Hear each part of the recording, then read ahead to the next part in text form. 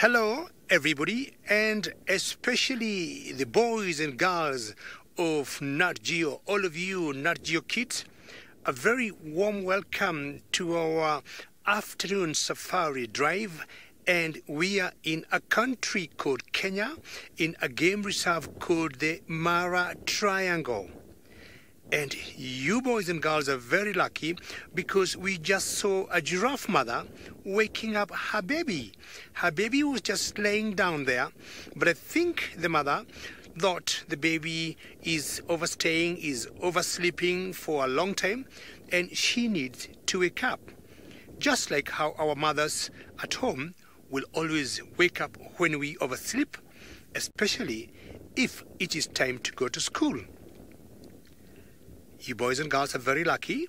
We have started our sunset safari drive with giraffes, and that is a mother and a baby. But today is not a school day, so it's not a day to go to school. Today is a Saturday, so I think the baby is just having a little walk, and I do not know where the mother wants the baby to go. And to all of you, Jambo Jambo, and Jambo Jambo means hello, hello. My name is David, and with me on the camera today is a gentleman by the name of Manu. Manu, good morning. No, Manu says it's afternoon. Boys and girls, Manu is always a very good cameraman, but he knows the time. It's about 4:30 here, East African time. So all of you, welcome to our safari drive. But before we continue, I'm going to request you one very simple favor. Tell your parents to send us questions through natgeokids at worldearth.tv. natgeokids at worldearth.tv. Ask me, which do you think is the tallest animal in the world? Ask your parents, and then your parents will send us emails, and as soon as we get your emails or the emails from your parents, we are going to answer the questions. If you have an interesting comment to make, like you want to say, wow, that baby giraffe is standing upright, please request your parents also to send an email to us with such nice comment, and we are going to respond and appreciate you. We've got different types of giraffes in Africa. So this particular one you see here, it's called the Maasai giraffe. So boys and girls, remember, I am not the only one out here showing you some wonderful animals. We have other 3 guides with me, and I'll take you now all the way to South Africa to get a big hello from Steve. Good afternoon, boys and girls. Welcome to our side of the show here in Djuma in the Sabi Sands. My name is Steve Falconbridge. I'm joined on camera by Senzor, Take It Easy, Mkize, and we are out in the African wilderness in the Sabi Sands in South Africa, where it is 30 degrees Celsius, 86 degrees Fahrenheit. It's starting to warm up nicely, and we've just found an animal with a very shaggy coat. Here we have a few of them. These are what we call waterbuck. Now, I'd like you boys and girls to keep a list of all the animals you see, and if this is the first time you're watching the show, then make a new list. If this is the second time, see if you can remember the animals that you've checked off from before and count them for the whole show. See how many animals, including birds, you can count. This is one of the common antelope that we find here, and interestingly enough, you also find it all the way up in the Masai Mara. And there is that individual. It is a female. Her ears are up.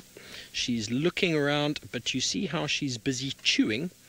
She's actually busy ruminating. So what that is, it's just like a cow. If you've ever seen a cow before, they like to sit down off. They're fed on a lot of grass, and they chew and they chew and they chew, and they make the food much, much smaller so that they can digest it much better. Just like your parents tell you to chew your food properly before swallowing. Well, that is exactly the idea. There we go, having a little bit of a scratch on the back. I wonder how many people can do that. I definitely can't do that with my teeth. I think that would put my disc out of place if I did that. They're very easy to identify the waterbuck by that white ring on the bottom. Can you see that? White with the greyish fur, very thick fur. And she's clearly got a very itchy back.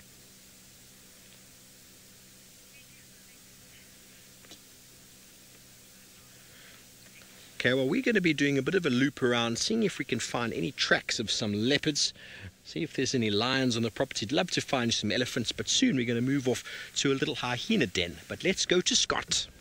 I'm very glad that I've got hands and fingernails when my back's itchy, because you can imagine it's not very easy for that waterbuck to get to the spots that it needs to scratch. As you can see, we found a beautiful Scott, and it's great to have all you little kiddies on board. Like Steve said, I think it's a great idea to at least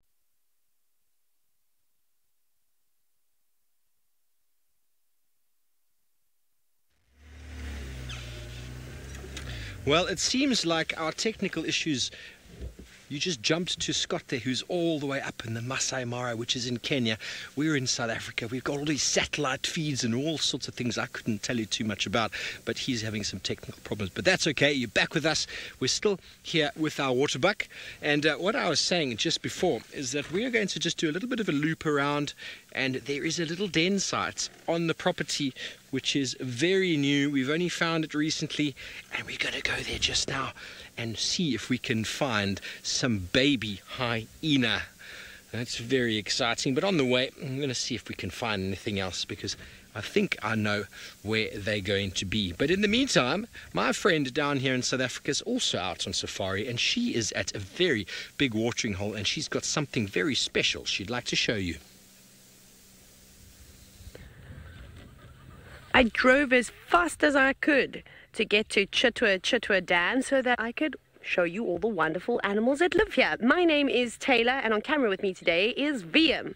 Now remember to ask your parents to help you with sending us questions, and your parents can send that email to natgeokids@wildearth.tv, and I look forward to getting all of those questions. So keep your parents busy by getting them to type them. Now, as I said, we're at Chitwa Dam, and there are so many different animals that live here. Wherever there is water, there is life. And this water is relatively clean. You won't really find many animals living in very polluted water, so water that is very, very dirty, and there's rubbish and all sorts of things like that in it. The animals don't like that, so they'll choose to live somewhere else. Now, those are hippos, and there are so many of these hippos all in this dam. Look at them, they're everywhere. That one's blowing bubbles. And then who else is doing... Oh my goodness, VM, look, that one just opened its mouth. Let's see if it does it again, because I think that looks like a really big hippopotamus, which means that that could be maybe the dad. Maybe that's the dad hippopotamus. Look after all his girls and all the babies that are living in this area. So we call a group of hippos a pod, or a raft of hippos. Oh, and look who just landed on Mr. Daddy hippopotamus. That's an oxpecker, but they don't swim very well. You can see they had to jump to its head, and they don't really like to get their feet too wet. And now there's an amazing relationship between the hippos and the oxpeckers. Not only are they using that hippopotamus like a rock to get some water, to drink some water, and I think they feel safe over there. I think they think that no jackals or little cats and things like that can grab them if they drink on the side at the edge of the dam. And then also they'll eat the ticks. Oh, you got to go to another one. So they'll eat all the parasites that suck the blood of the hippos. And then they've also got big scratches on them, because hippos are quite rough. They like to fight a lot. And then they'll pick those open and make them bleed again. So they like to drink blood. They're kind of like the vampire birds. But sometimes they do get a bit wet. They'll stand at the edge of the water, especially on a hot day like today, because they'll want to cool down. So they'll splash around and have a bath, and it helps keep their feathers nice and clean. But it seems like that one is just interested in getting a meal. Maybe it's lunchtime for that oxpecker. Probably closer to dinner time now, because that bird has to go to sleep when the sun goes down. It's not like an owl that stays up all day long. Now, it seems as though Steve has got a big bird that might eat this little one that we were looking at.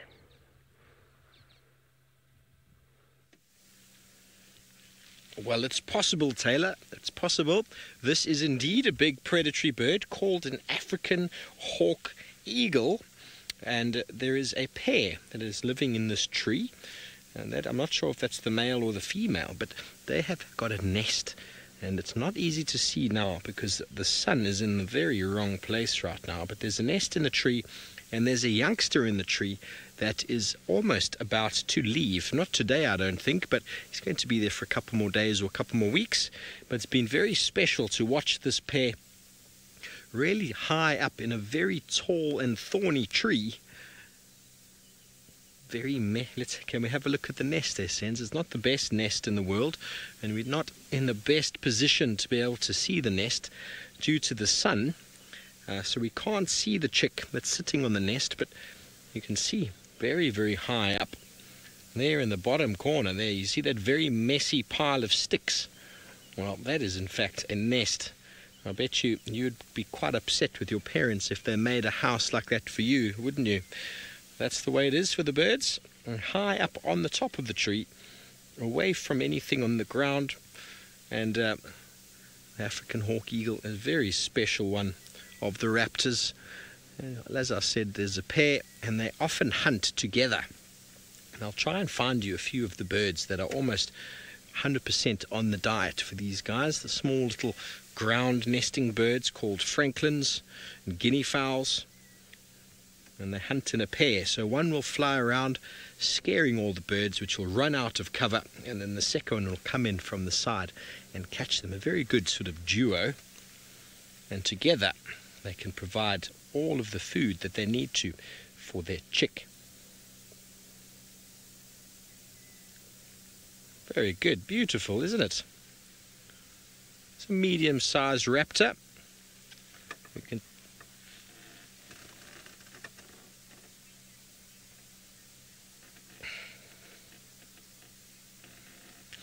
Okay, well, this beautiful bird is high up in the tree, very tall acacia-like tree, and all the way up in the Masai Mara. David has got an animal that could quite easily reach almost to the top. Well, in Africa we got all types of birds, and apart from the big eagles you saw with Steve earlier, Taylor had smaller birds that we call oxpeckers. And those oxpeckers will also come to animals like the giraffes that you're just seeing there. And apart from the giraffes, the oxpeckers also will go to other animals like the wildebeest that you see in the background there. You see those dark-looking animals on the edge of that small bush. We call them wildebeest, and wildebeest are animals that do what we call migration. And migration means to move from one place to another. And that is exactly what these wildebeest are doing. And I think they knew all of you, not your kids, would be watching today, and they would want to show you exactly what migration is, to move from one place to another.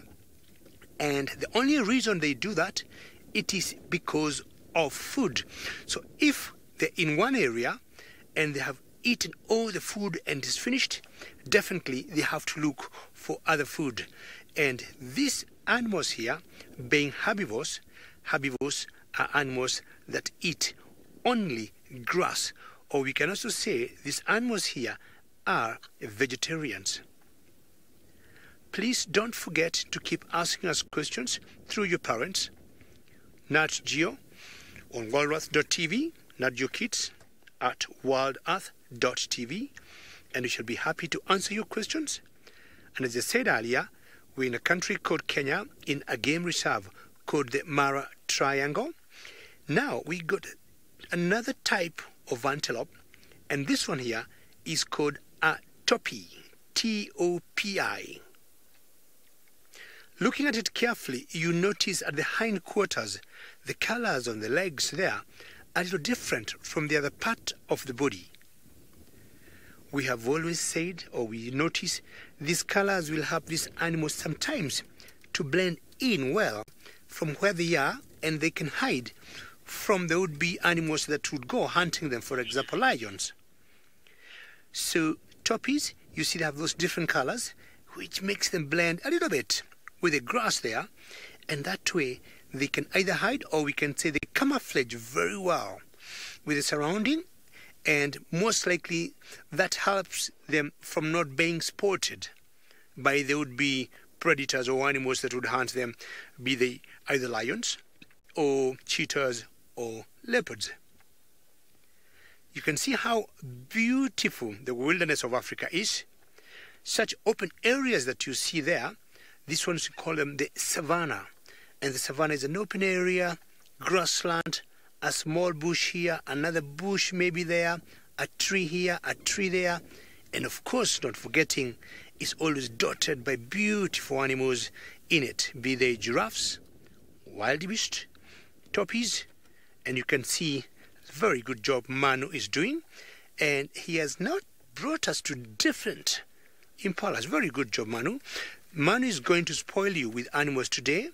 And now the animals you see on your screen are different antelopes, and we call them impalas.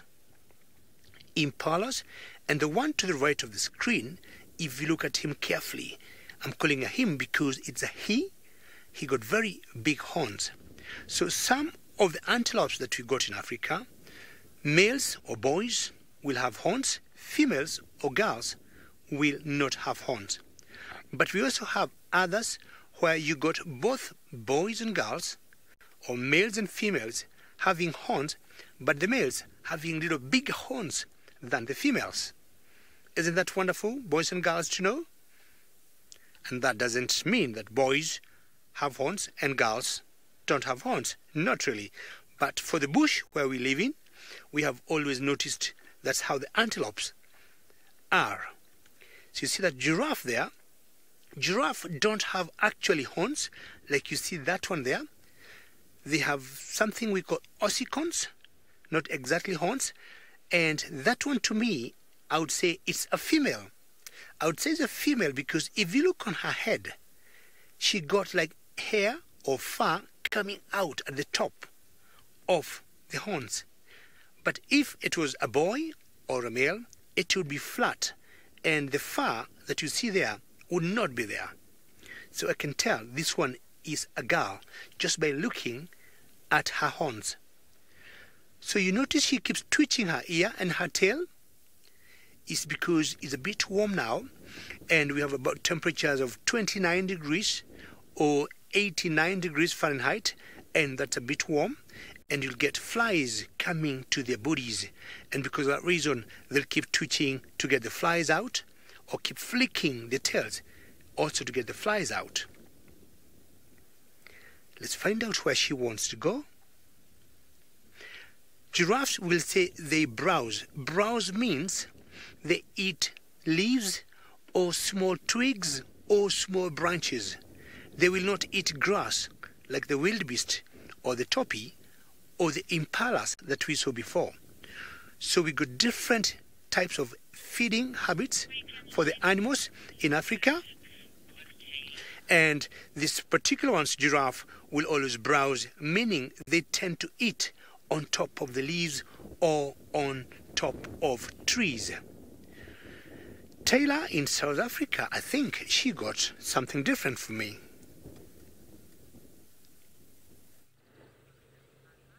Well, we're still at Chitwa Dam because there's so much to see. So I thought we would show you a little crocodile. Now, it's very difficult to try and tell you how big that crocodile is, but I reckon if you take two rulers and you put them at the end of one another, I think that's as big as that crocodile will be. Maybe it's even just a little bit smaller than that, but it is still a baby. And I'm sure that there are a few more of these crocodiles around, but they get eaten by lots of things. Can you believe it, that something like a crocodile can get by a bird? There's some big birds that will try and catch them.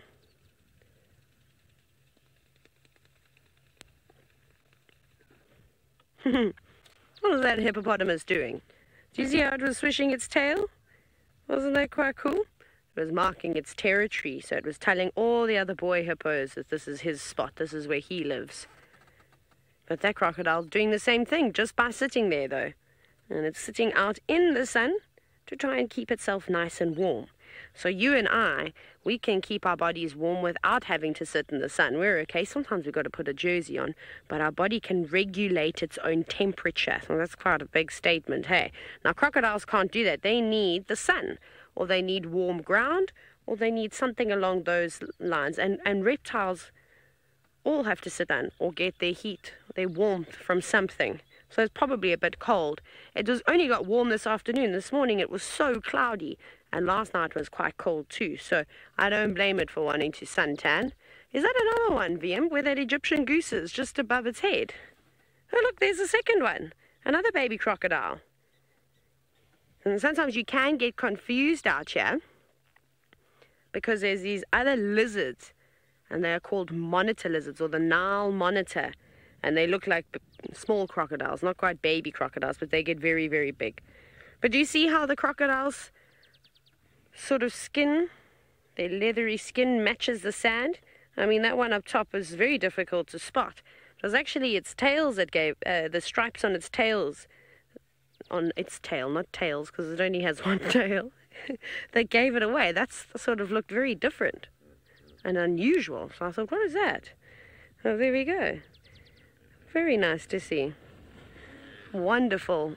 Now it seems as though Scott back up in the Mara is doing a little bit of birding, and he's got one of the coolest birds that we might hear at Chitwa Dam. I really do love little crocodiles. I also love malachite kingfishers. Very, very small kingfishers. And these two have kind of been chasing one another around. Look at the way the one on the right keeps lowering its head. What kind of a funky maneuver is that? So that's obviously comes some kind of display, whether it's a male trying to impress a female or two males trying to show one another who's biggest and strongest. They're definitely displaying. I mean, it's the most bizarre display, like they're bowing. I've never seen this before. Let's keep an eye on them because, like I said, they got my attention earlier because they're kind of flying around and letting off their high-pitched little chirp. And the one on the right was only there alone for the last minute, and then the second one came into frame just before you jumped on board with us. And when it did come into frame, they kind of semi-attacked one another. Maybe it was a loving embrace. Just the most bizarre posturing. And that's the wonderful thing about the African wilderness. Of all the years I've spent out here, I've never seen this happening before. Probably means I haven't been spending enough time bird watching, but we won't go down that route. Cool. Come on, guys. Mix it up a bit now. We've seen enough bows from the two of you. Maybe they're bowing to SafariLive to say thank you for putting them on camera. They just can't express how grateful they are for us making them ever so slightly, remotely famous.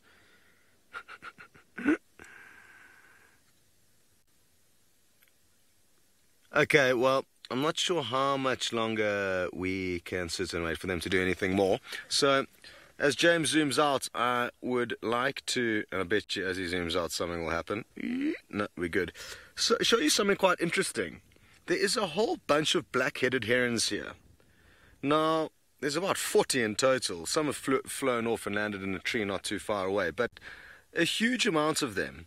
And unlike most herons, these guys are not very reliant on water. Ordinarily, you find them hunting in grasslands. Also, a lot of agricultural lands are also home to these birds where they feed on insects. So they don't feed on aquatic animals.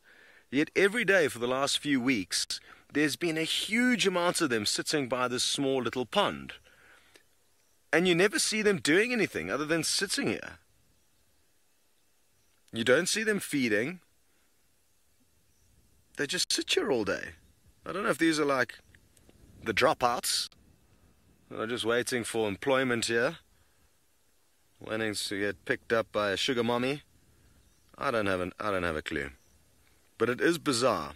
literally every day, all day when you drive past here, there are a whole bunch of them. Now, just a reminder to all the kiddies that are watching, I know there's a whole bunch of you. Please do your best to ask your parents to send through your questions. We would love to hear from you. Otherwise, it's going to get very lonely, and I may even start crying if nobody asks any questions. Or maybe I'll just go home. So please ask any questions you like.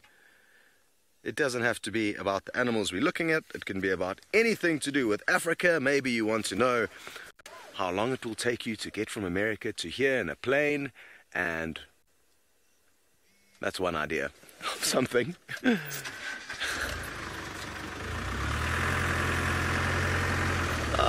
Yay! We've already got a question through from Goo. And you'd like to know how many elephants travel with the herds. I think I got the right animal there. It all depends on the individual herd, Goo. You get some big families and some small families. There's no set rule as to how big they can be. But usually 10 to 15 animals within a herd of elephant would be kind of a decent little kind of small to regular sized herd. But sometimes you get lots of families joining together, and you can have 100 or so together in one sighting, which is really, really special. And it's not something that happens very often here, but in other areas not too far away from here, also in Kenya, you get to see incredible sights like that. And that's the important thing to remember, Goo, on safari. There's many different places in Africa where you can go on safari, and the animals tend to act a little bit differently. Just like at home in America, the people speak with different accents, and they act differently in different states. And we're all the same animal, but it gives you an example of how elephants may act differently in Texas than they would in California. Just like the people speak differently in Texas and California. I hope that maybe helps give you an idea of what I'm trying to explain. Okie dokie. Well, Taylor is still at the dam. I wonder if she's managed to find any more of those cute little crocodiles.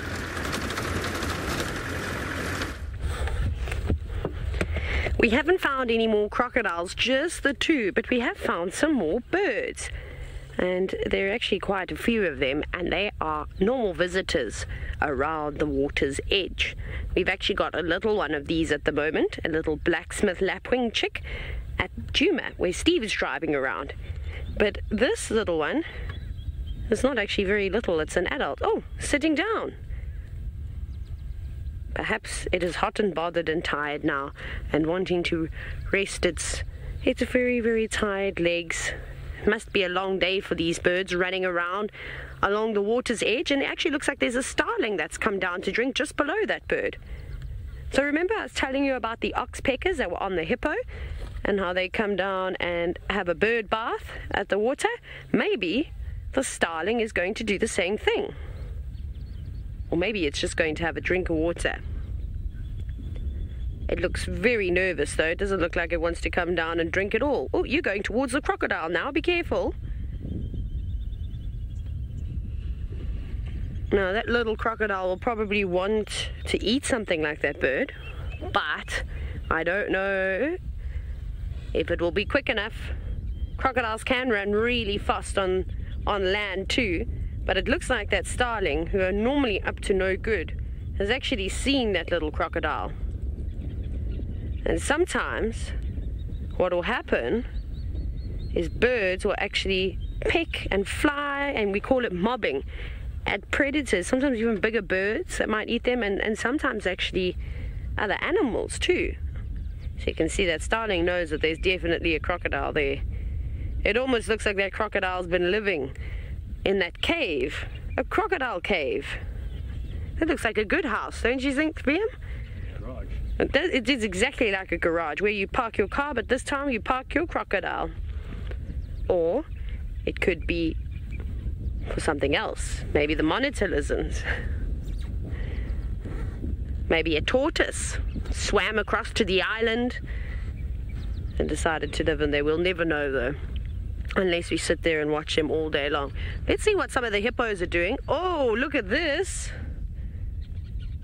Twice, all in the same shot. Very exciting. So what that hippo is doing, you can see he's full of scratches. So he, sorry, I have to turn my radio off. So what they normally do is that they'll go to the toilet and then they'll spray their poop everywhere with their tail. Maybe it's a girl, maybe it is a female. See, there is a little calf there. Perhaps she's been fighting with the other hippos, trying to keep them away from her little baby. Look how small it is. Well, you can't even see it.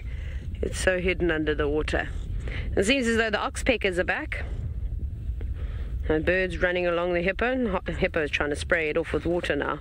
Get off of me. See, the oxpecker's clever. It just goes and hides on the other side of its back.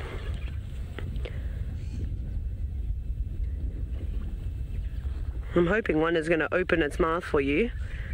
They're starting to move around a little bit more, so maybe one of those two will open their mouths. Yes, please. We'd like to see your big teeth. Now remember, you can ask us questions. You just got to ask mum and dad, or even big sister, or older brother, or someone to help you. And I'd love to hear from all of you.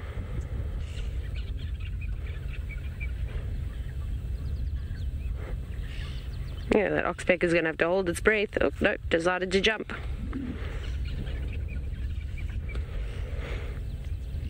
See, the hippos are just coming out of nowhere now. They're everywhere. Lots of them around here. Now, I know Steve said he was on his way somewhere special. Let's go see how far away he is. We're almost there. We're on our way. Not far away now. It's my first time to be going to this area now with the activity that's going on. Taylor was walking the other day and found a few hyenas on foot, and then Sydney went and followed up, and he found something very special that we're going to show you soon. I know a lot of our regular viewers who watched the show in the normal hours, they have been asking me for months and months and months if we've got one of these on the property, and now for the first time on live camera I can officially say yes, we do. But we're going to pop in there in a moment, have a look and see if there's any activity. Before we go, can you get those birds there, Seds? I promised I would show them these type of birds. Can you get these little guys here? Remember we saw that hawk eagle before? These little ground birds, there we go, a little spur fowl, Franklin, a little boy, there we go. That is what they love, absolutely love these little guys. If you lose them, Sens, there's another one in front of us here. Just over here, in front on that little bush. And they walk along the ground, they're scratching up seeds, little bulbs from the ground, eating the grass itself. And they are here all the time. And they're quite camouflaged on the ground. But when you have birds in the sky and these birds get a fright and they start running, well, then they are easier to catch. And that is the strategy that the hawk eagles use.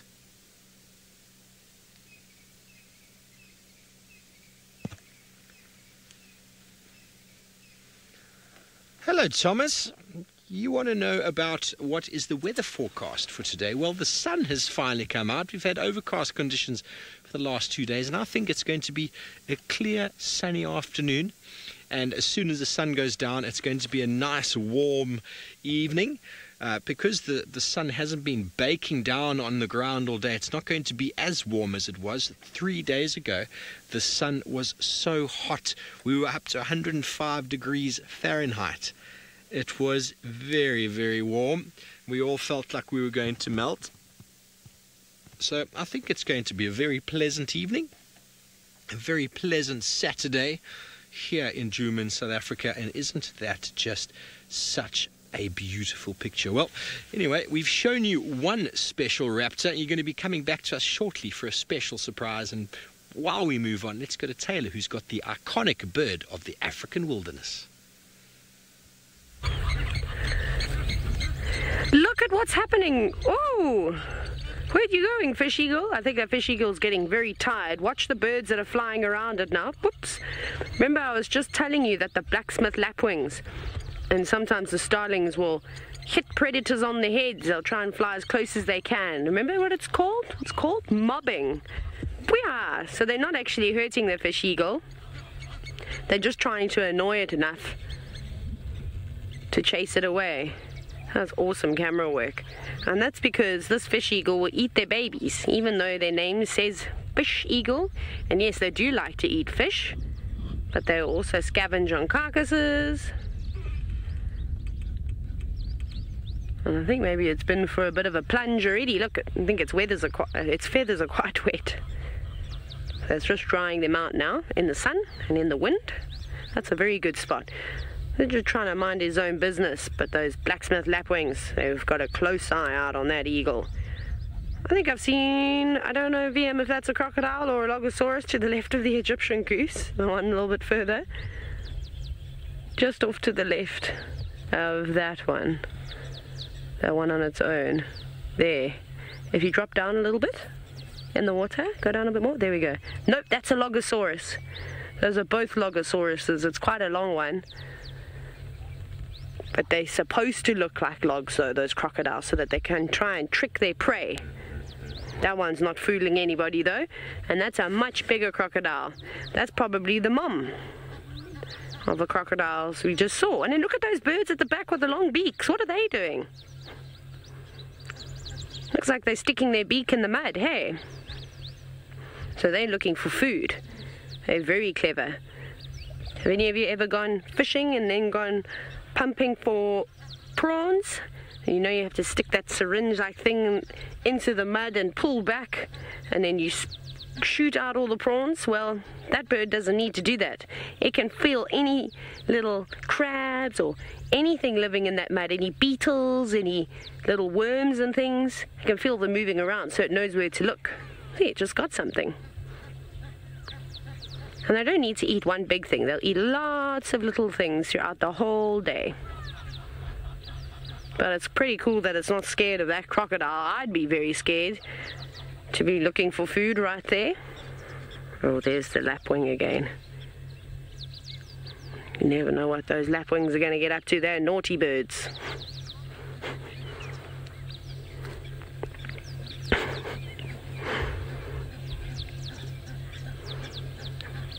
Now, Bob, you've asked if they are looking for sand fleas. Maybe. They could be, but I don't know if a ibis would be quick enough to get the sand fleas. Maybe something like guinea fowl and the blacksmith lapwings and the three banded plovers that are very, very quick. They might chase after the sand fleas, but I don't know exactly what that ibis is feeding on. It's a bit difficult to tell. I wish I had a long beak like that, and then I could try, and I'd let you know what they're eating.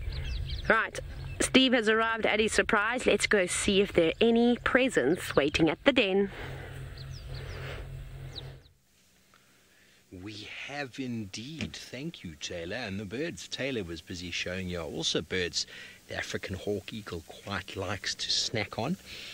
And let's see how Senzo slowly panning in with the beautiful sky in the background, and as it comes up in the front of the picture, there's a big termite mound. You see the big mound of soil, and there is a big female hyena, and she is lying in the sand, and in front of her is a bit of a hole in the ground.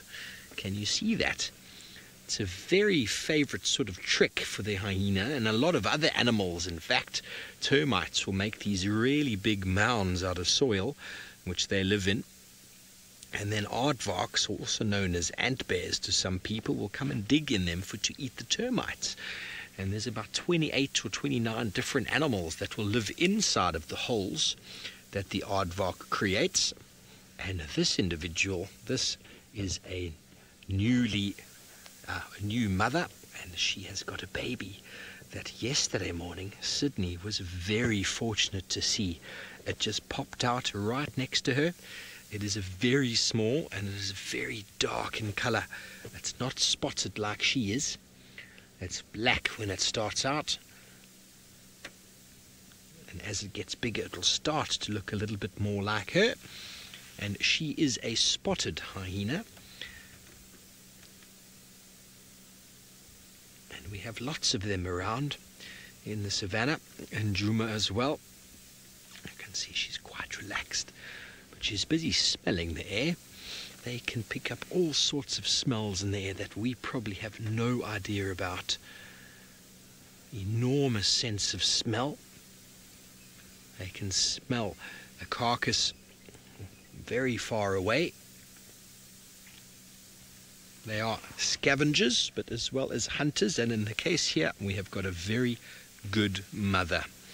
So she's going to stay and stick around, wait for her youngster to want to suckle. She'll provide the milk, and then when the evening comes she'll leave the baby in the safety of the hole, and off she'll go and find some food, so as to provide her with the strength to provide her baby with the necessary upbringing. But right now she's being very lazy, because it is over 30 degrees, over 80 degrees Fahrenheit here. So she's hiding from the sunshine using the termite mound. So she's actually quite clever the way it's been done. The whole of the termite mound is on the eastern side. Don't forget, boys and girls, so you are most welcome to ask your parents to send through questions through your parents to natgeokids@wildearth.tv.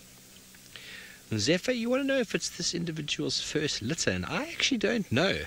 It's the first time myself being here on Djuma that there's been an active den site. There's about 5 or 6 different areas on the property that have been used before.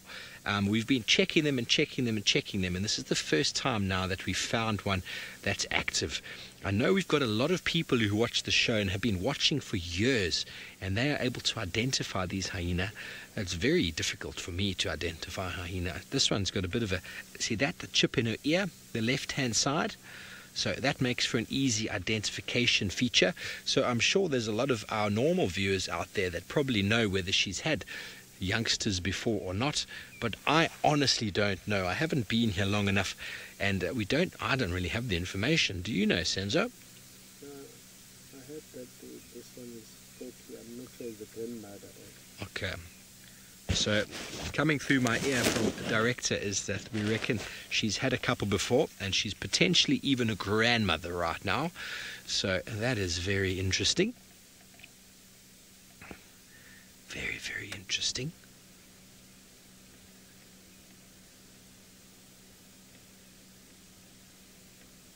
And she's flat. We call this generally what you see in the daytime with your nocturnal animals such as lion, leopard and hyena. Is this time of day generally they're not doing too much, but we're hoping that our little youngster's going to come out and want to play, and we'll catch it all for you live. But in the meantime, I think Taylor is still at Chitwa Watching Hole showing you a very water dependent animal.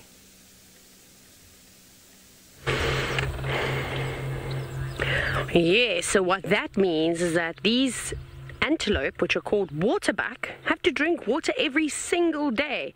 It's a very easy name to remember, don't you think? Waterbuck. And then you know that they like to drink lots of water. Another thing that they like to do is swim. They're really, really good swimmers. Even that little one would be able to swim, even though it's so fluffy, but that hair is hollow. And it helps sort of keep them afloat. And then they've got like a special oil that they can secrete all over their hair. And then when they go into the water to try and, say, swim away from something like a lion that's maybe chasing them, or a whole group of hyenas, they'll be able to swim much, much faster and then come out the other side and be nice and dry. So that's pretty cool. So that's just mom and baby there. There are quite a few more. They live in families, but they seem to have moved off already. They did come down earlier and have a drink, and now they're going to go and look for some nice green grass, because there really isn't much for them to eat here. Look, it's just like sticks on the ground. Shame, it's very sad for them.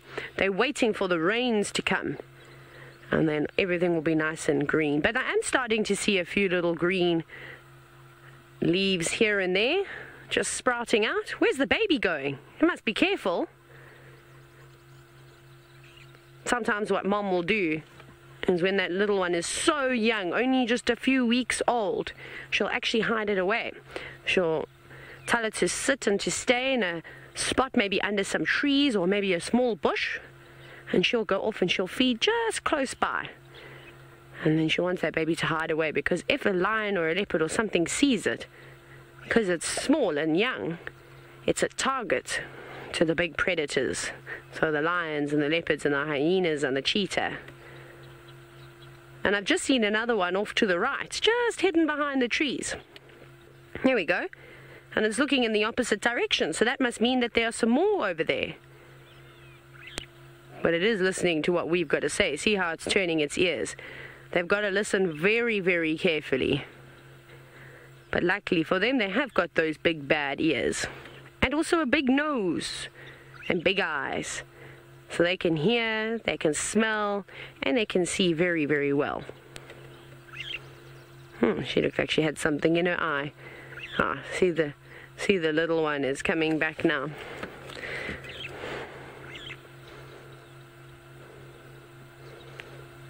It's starting to get warm now as some of the clouds burn away. But luckily for us, the sun will be going down soon, and then it'll be nice and cool. Now this little baby, we call it a calf, and probably not just drinking milk anymore. It'll be eating food too, but it's probably not very happy at the moment because there isn't nice green grass to eat. It's got to try and eat some of the brown stuff, which means it'll have to eat quite a lot of the brown grass because it hasn't got lots of good stuff in it anymore. Old and brittle. Oh, VM, look what's down here. Hello, little Franklins. Where are you going? Oh, those little birds. And then there's also an impala. Let's see if she comes here. She looks lost. She came running around the corner and then she realized we were standing here. I wonder where her herd is, because they also live in a family. They live in big families. Oh well, she'll figure it out. But I have seen another one of those Franklins just in front of that tree over there.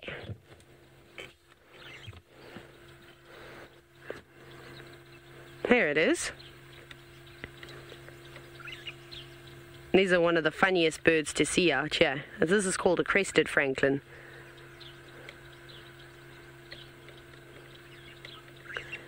And it's now, well, it was looking for something to eat. Oh, here come the rest of the impala. There they go. You can run through the waterbuck. The waterbuck don't seem to be too surprised. But off they go. Just the two of them. Just the two of them. Doo-doo. Doo-doo-doo-doo-doo. That's not how that song goes. Wonderful. Well, that was exciting, wasn't it? Wasn't that just amazing? I think we shall turn around.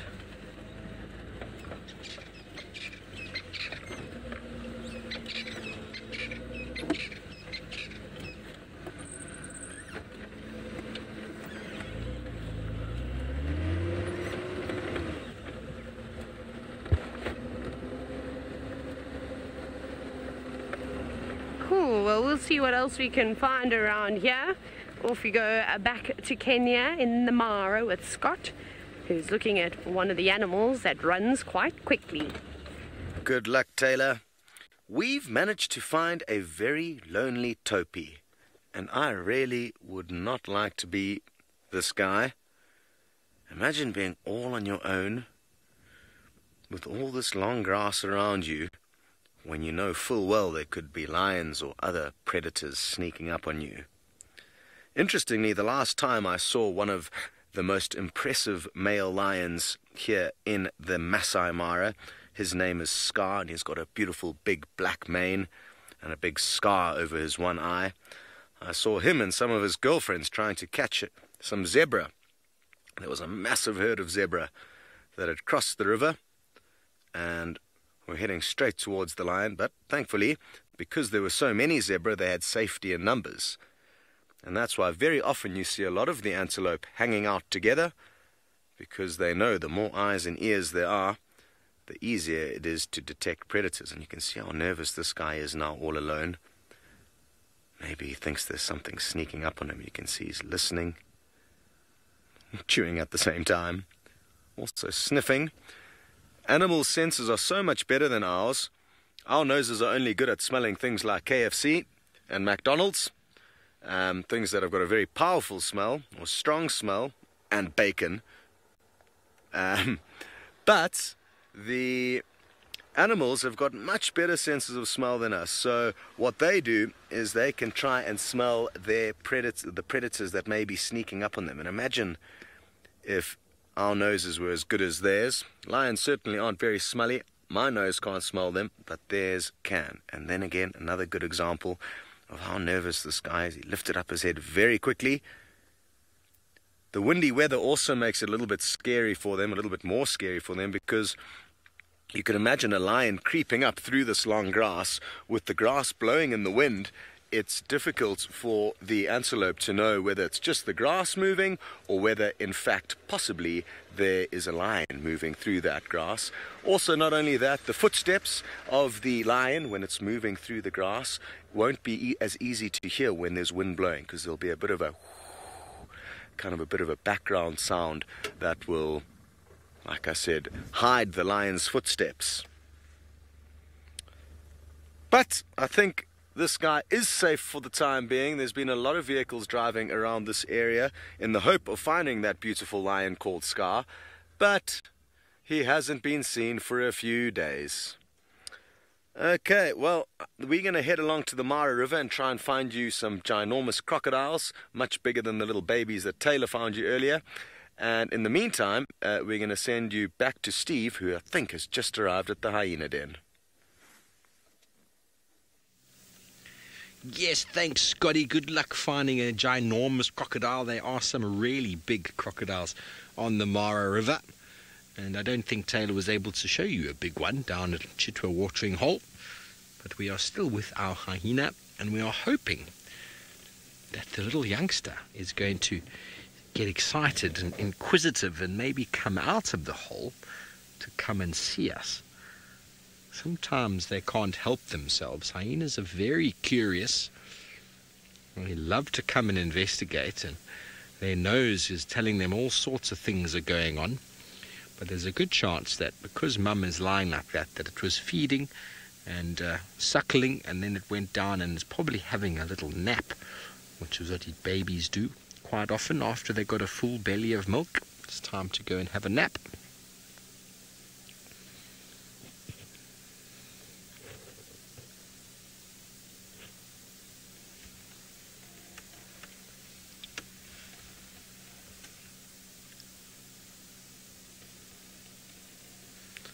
Hello, Thomas. You want to know how much does a male waterbuck actually weigh? Now, offhand, I think it's about 250 kilograms, but I've got a book here. Let's just make sure, shall we? It's always good to make sure, and we've got these wonderful reference books to enable us to do so. Always good to make sure so that we don't make mistakes. Waterbuck, let me just quickly, sorry it's taking so long. There we go.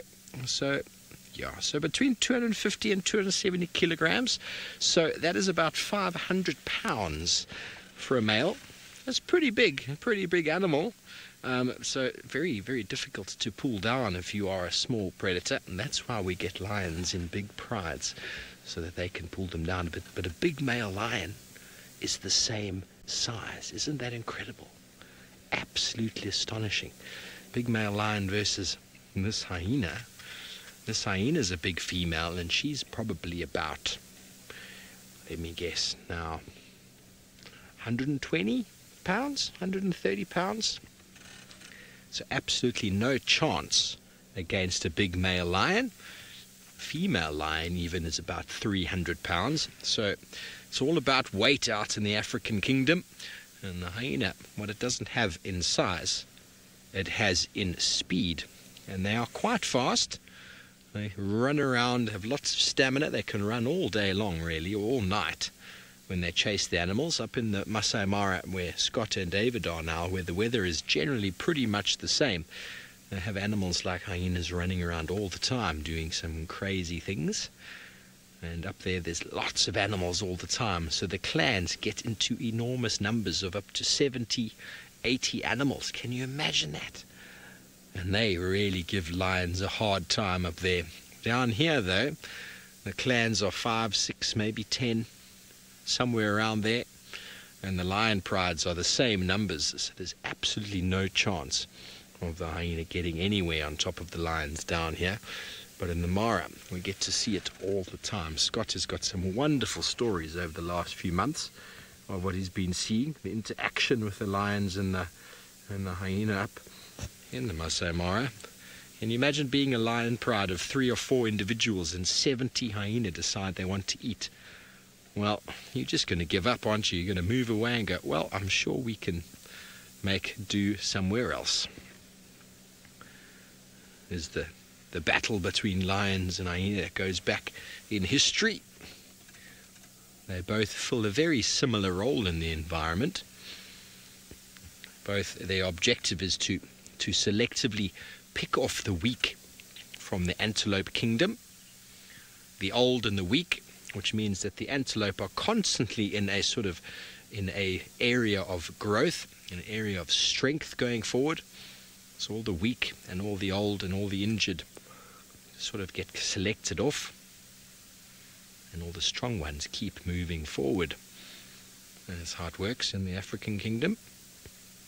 Survival of the fittest, they call it. Very important phrase to understand. And it's been going on for millennia, which means thousands and thousands of years. The savanna, where we are now, covered with trees and grasses, is the youngest ecosystem on the planet at the moment that I'm aware of. And it's probably about 120,000 years old, maybe less than that, where the trees came out, and slowly but surely over time the animals all evolved to show how many there are out here, especially up in the Mara River, where you get to see so many of the big, gentle and dangerous giants. Well, from a sleeping hyena to another sleeping predator, look at all these ginormous crocodiles. They are absolutely huge. Let's take a closer look at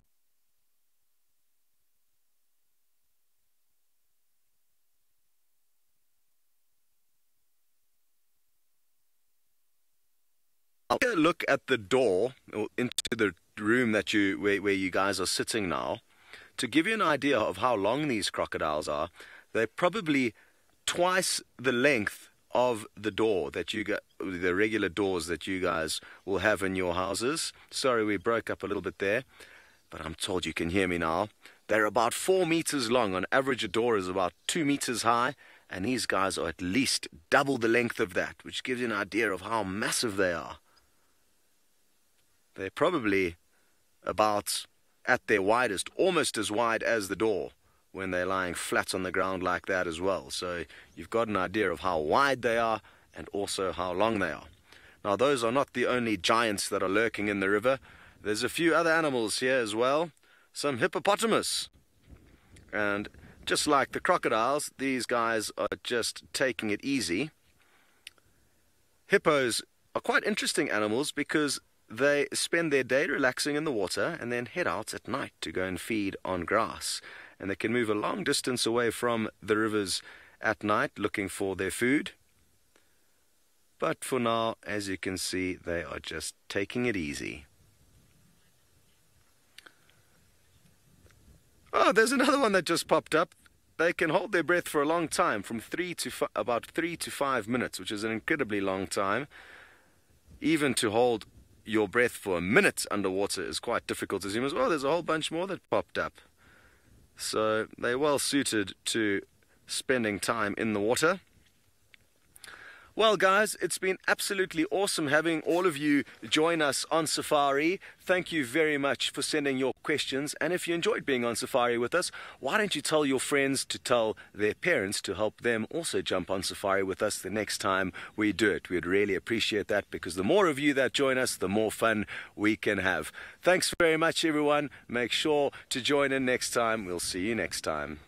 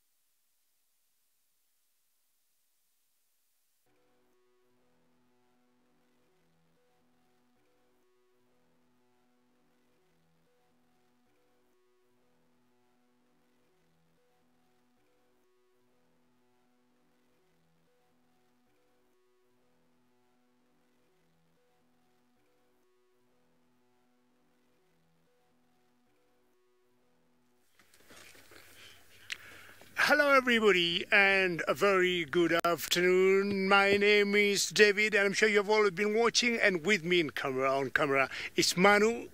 Good afternoon, Manu. Earlier we had the Nat Geo kids with us, and when I called Manu, or when I introduced his name, he went like this. I think that's a good signature for kids, and I think for you regular viewers, Manu goes like that. All right, welcome everybody. Remember, this is a very interactive show. Your questions, your comments are very much welcome. Tweet as usual, #SafariLive, and you can keep following us on the YouTube chat. It was much warmer earlier in the day. I'm sure it has cooled off. 29 degrees Celsius and about 89 degrees or Fahrenheit. And Manu thinks we got a spotted cat right there, and we could be watching a leopard that's way tucked up on that tree. And I'm a little not worried, but this is what we call a tortured tree, and tortured trees always will have not thorns but spines. They have like modified leaves that are like, spines, very sharp. And how she got herself there, I don't know. It's not difficult, but it's not one of the best places to be on.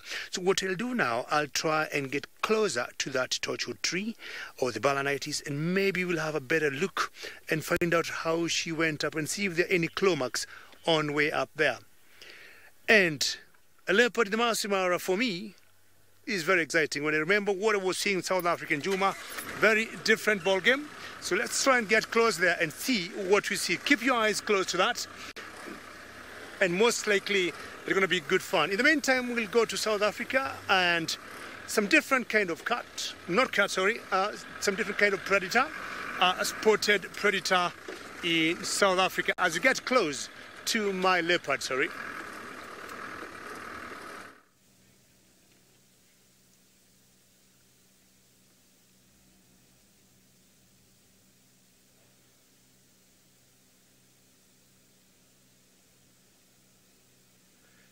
Sorry about that. I was a bit confused with the link. It didn't really come through. As much of a live link. But thanks, Nix. I've been standing by me with the hyena. Oh, there's a baby at the bum. Go back. There it is. Hello, little guy.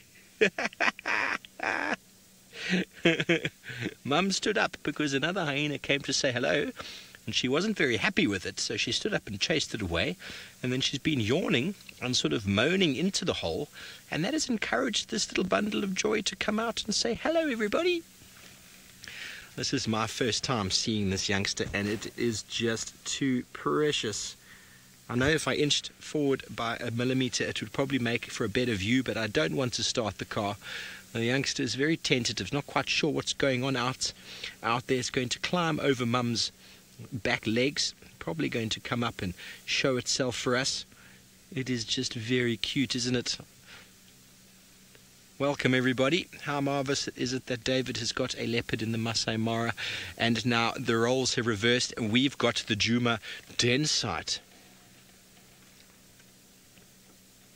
Claire, you want to know the age of maturity for hyena for breeding purposes? I would estimate it's between about 3 and 4 years, but not all females will breed in a clan. It's generally the matriarch who does most of the breeding, and the males, well, the males can be sort of ranging. I wouldn't say that they're mature before 4 when it comes to breeding. Quite similar to cats, very closely related, in fact. It is possible that they are reproductive slightly before that, but it doesn't happen due to maturity or through social standing. The dominant female is generally the biggest, and that generally means she's also one of the oldest. She's the one who does most of the breeding, and the youngsters, obviously looked after by her, will often take the place of her, get her standing. Some of the females are known to also breed within the family, but obviously males having different standing points within the family themselves don't always get the opportunity, and sometimes that's what causes them to move off and find other clans. This is just too precious, everybody. One word tweet for what this is doing to everybody's mouth, to everybody at the moment. How emotional is this making you feel? Oh my word. #SafariLive. Please send through a one-word tweet. How does seeing this little youngster make you feel? We have been hearing comments for months and months and months from viewers who have been kept on asking, where is the den site? And I promise we've been checking, but it just happens to be now that it happens. So gestation period is roughly 3 months. So for the last 3 months, while everybody's been asking, it has been in the offing. Oh, there we go. The little youngster's had enough. Not too much happening outside. It's going to go back down. I wonder if there's just one. There might be two. How special would it be if there were three? Very relaxed mum. As long as the other individual doesn't come close again, she's quite happy. Well, no doubt the other individual is part of the same clan. But when there are youngsters around, mothers, as some of you out there probably could understand, have got a little bit of a protective sort of situation going on with them. Importantly so. You've got such precious youngsters to look after, they are pretty much helpless. She's not leaving the den. She's staying very close.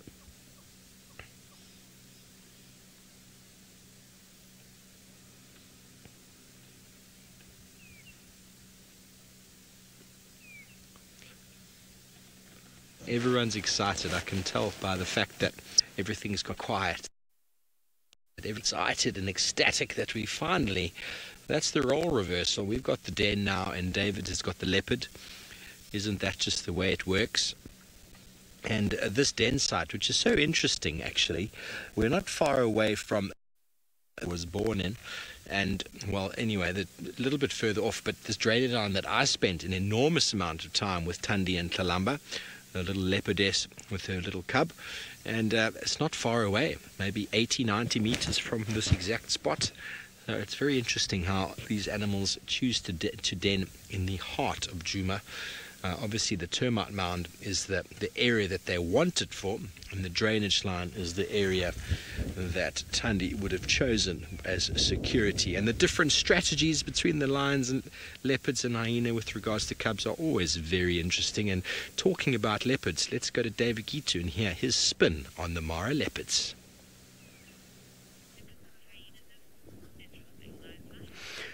Well, before it really cools off, the hyena cubs will tend to remain in the burrow, but I'm sure, with a lot of patience and with a lot of cooling of the temperatures going down, the hyena cubs will come out. Now, we got some very interesting news here. We are seeing a leopard after a long time. I mean, I'm trying to remember during my stay in South Africa, in Djuma Private Game Reserve, the number of leopards I saw there compared to this one I have seen after, I would say, a couple of months. And in South Africa, it was like every few days, or maybe maximum 2 days, I would have seen a leopard. I was talking earlier, it is on top of a torchwood tree, or an Aegyptiaca balanitis, and it's not one of the most comfortable trees for leopards to be on. They'll once in a while climb them, maybe to have a quick eat if they don't get a better or comfortable tree to do that. But just to have rest, I'm a bit surprised. Could have been it was rather warm early in the day, and it was the closest tree she found.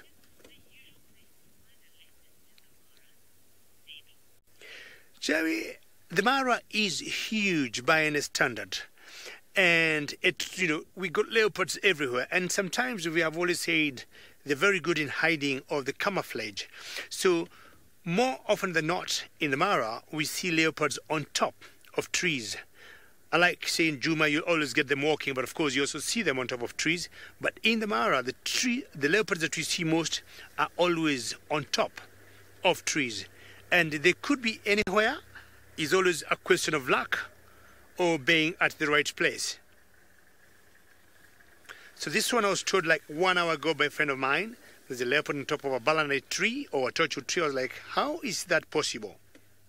But if you look carefully where she is, the cover of the branches there and the leaves is quite solid. And most likely, my guess is by the time she went up there, it was rather hot. And she had no choice but to get to a tree where she could get some nice shade. once in a while we have found them or have seen them eating on top of tortured trees like this, but it's quite not very regular. They normally prefer other trees like the boskia trees or sausage trees.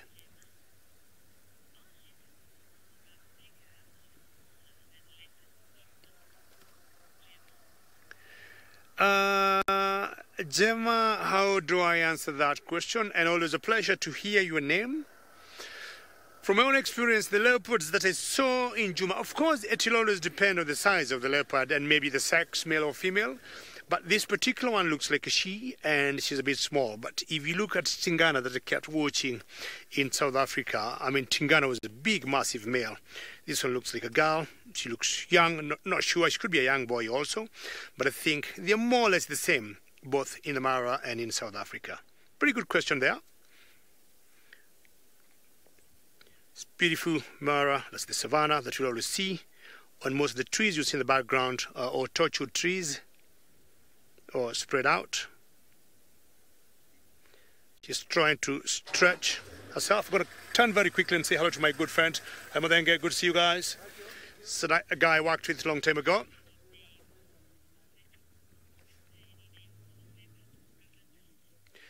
Ravinda, again, you know, always a pleasure to hear your name when we are on drives. And unlike in Juma, we have not been able to follow leopards here. You know, in Juma, I'm sure you know, we got Tingana, we got Hosanna, Tandi, Klalamba.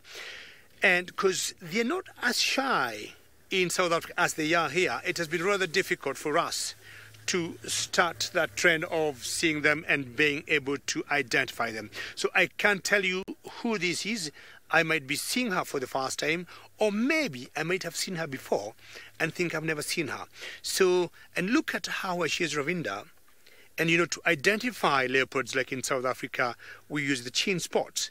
I mean, from where she is, I can entirely do nothing. Even with my very powerful binoculars or my far lookers, I cannot tell you how many chin spots she got. And Manu is struggling to do the best he can to see if we can catch the chin spots. But it's rather difficult. So in Kenya, I would say the whole of East Africa, not only Kenya, including Tanzania and Uganda, we have not been able to follow leopards and identify them. But we have a huge plus on cheetahs and lions. Again, it's just because of the situations we find them or the places we sight them, it makes it very difficult for us to see them. If we see them, for example, on the ground walking, they'll always be on a move. And unlike, say, in South Africa, where we'll be allowed to drive off-road on a confirmed sighting, sometimes most of the areas in the Mara will not be allowed just to follow, you know, animals on the ground or off-road. So it becomes very difficult to know which leopard is which. Beautiful sunset there. And Man is showing us how our day might be ending. We might be having a brilliant sunset later in the day. In the meantime, let's find out. Oops, you got all the wildebeest running there. I do not know where they're going to or where they're coming from, but maybe we could be having some bit of action by the hyena den.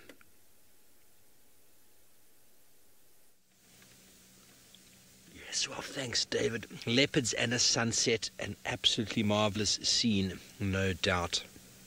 Our little youngster has still disappeared into the depth of the termite mound, hyena den hole, yet to reappear, and Mum is having a nap. Hard work being a parent. You've got to nap when you can. Take a rest whenever the youngsters are not busy and demanding of your attention. Two very good friends of mine have recently had babies 3-4 months ago, and, well, they are not having too much sleep.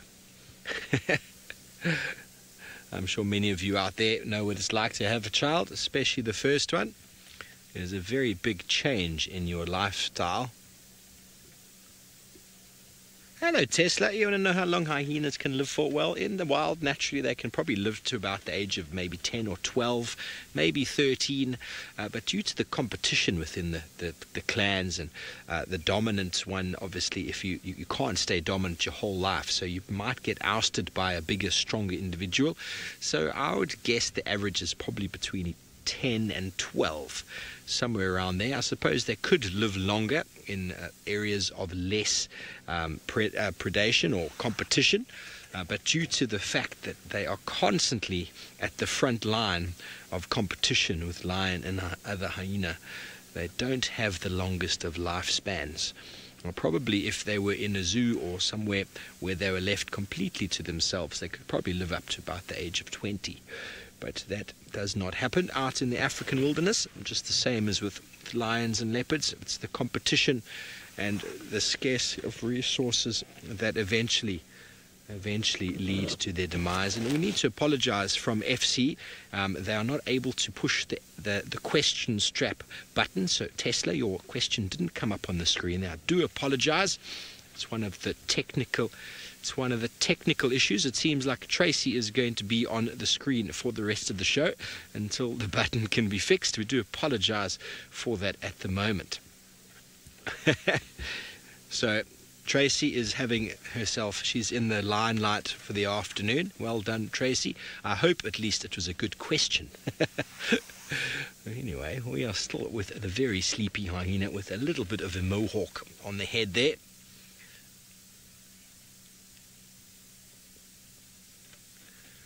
Gemma, the cub is young.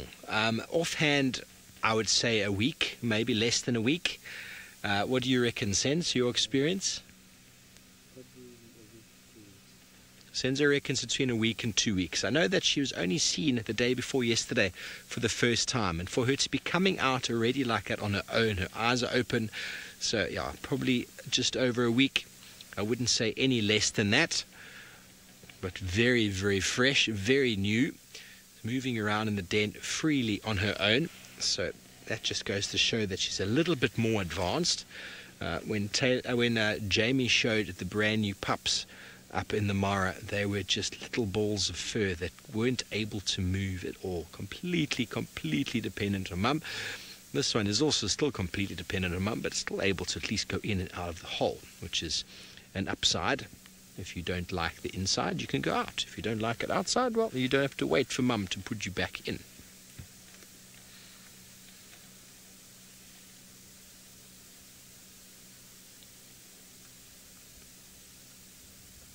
Very nice breeze has popped up, cooling off the afternoon.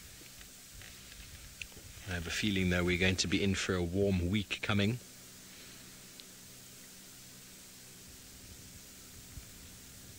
You can see the sky is clear now. It was very overcast this morning. 2 days of overcast conditions. October is generally the hottest month. The hottest and driest month, should I say, in the Lowveld. And I remember having one season up in the northern Kruger, an area that's probably the hottest in the Lowveld, and the entire October month was overcast, maybe 2 days of sunshine. It was fantastic. I was very worried about that period of time, but we were blessed with a beautiful, beautiful month of coolness. My birthday month as well. Coming up, very excited, and we are going to be going up to Scotty D in the Masai Mara, who's got a beautiful silhouette of zebra.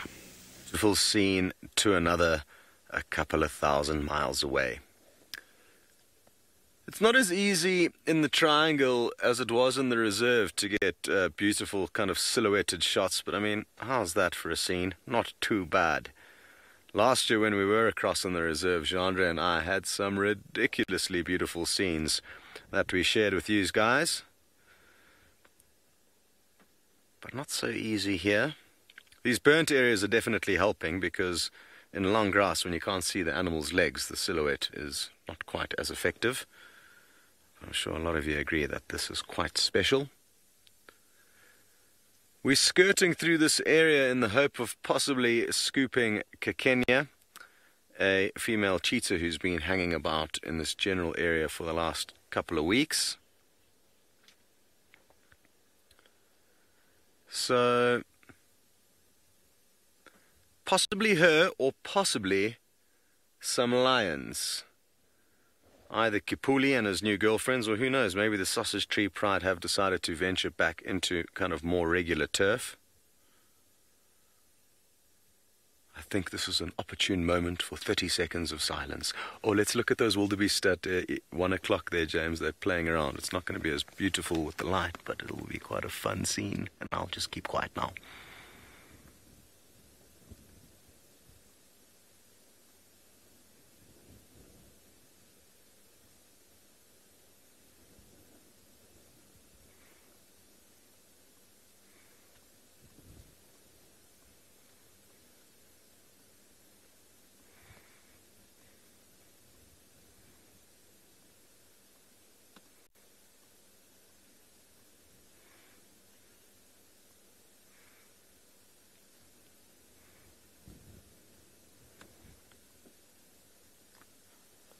Okay, I can't keep my mouth shut anymore.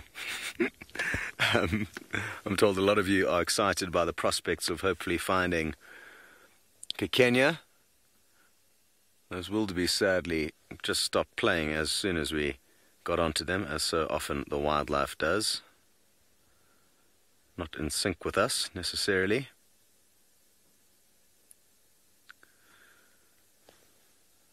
Very, very good. Well, we've been sat here for quite a while, and I don't think the cheetah's here, so if we are going to have any hope in finding it, I think it'll be best for us to move along. As James zooms out off to the right, there's just one shaft of light bursting through the clouds. Let's see how that looks through the camera there. You can see that one little shaft poking through there. Beautiful. All right. Very good. Thank you, wonderful Mara Scenes.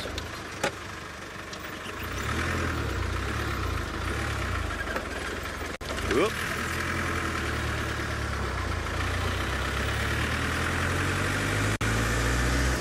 So cool that you guys got to see a leopard with David. That's not something that happens very often in the Mara, so glad you got spoilt with that a bit earlier. I'm guessing it was a male, but that's just a complete thumbsuck. I'm not too sure if you guys got a good view of it. Slash him, slash her. Oh, it's in the top of a tree, so difficult to tell, I'm told.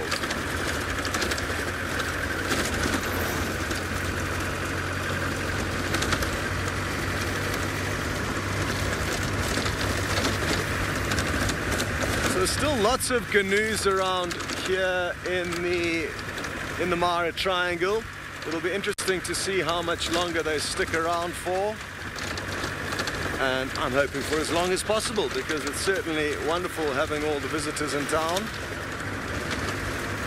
Thank you very much to all of you who expressed your gratitude for the moment of beauty. Well done, James Kaimoe Moridi, for taking everyone on such a beautiful visual safari of that scene.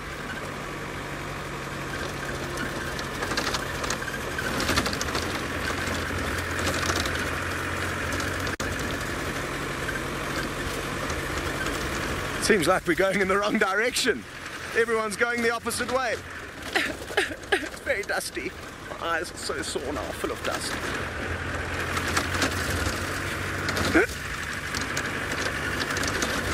Literally after drive, when you wipe the kind of sleep out of your eyes, you get these little black balls of sand.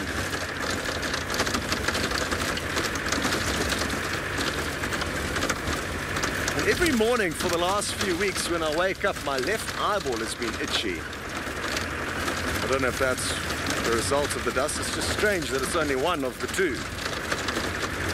Maybe I've got some other funky issue going along.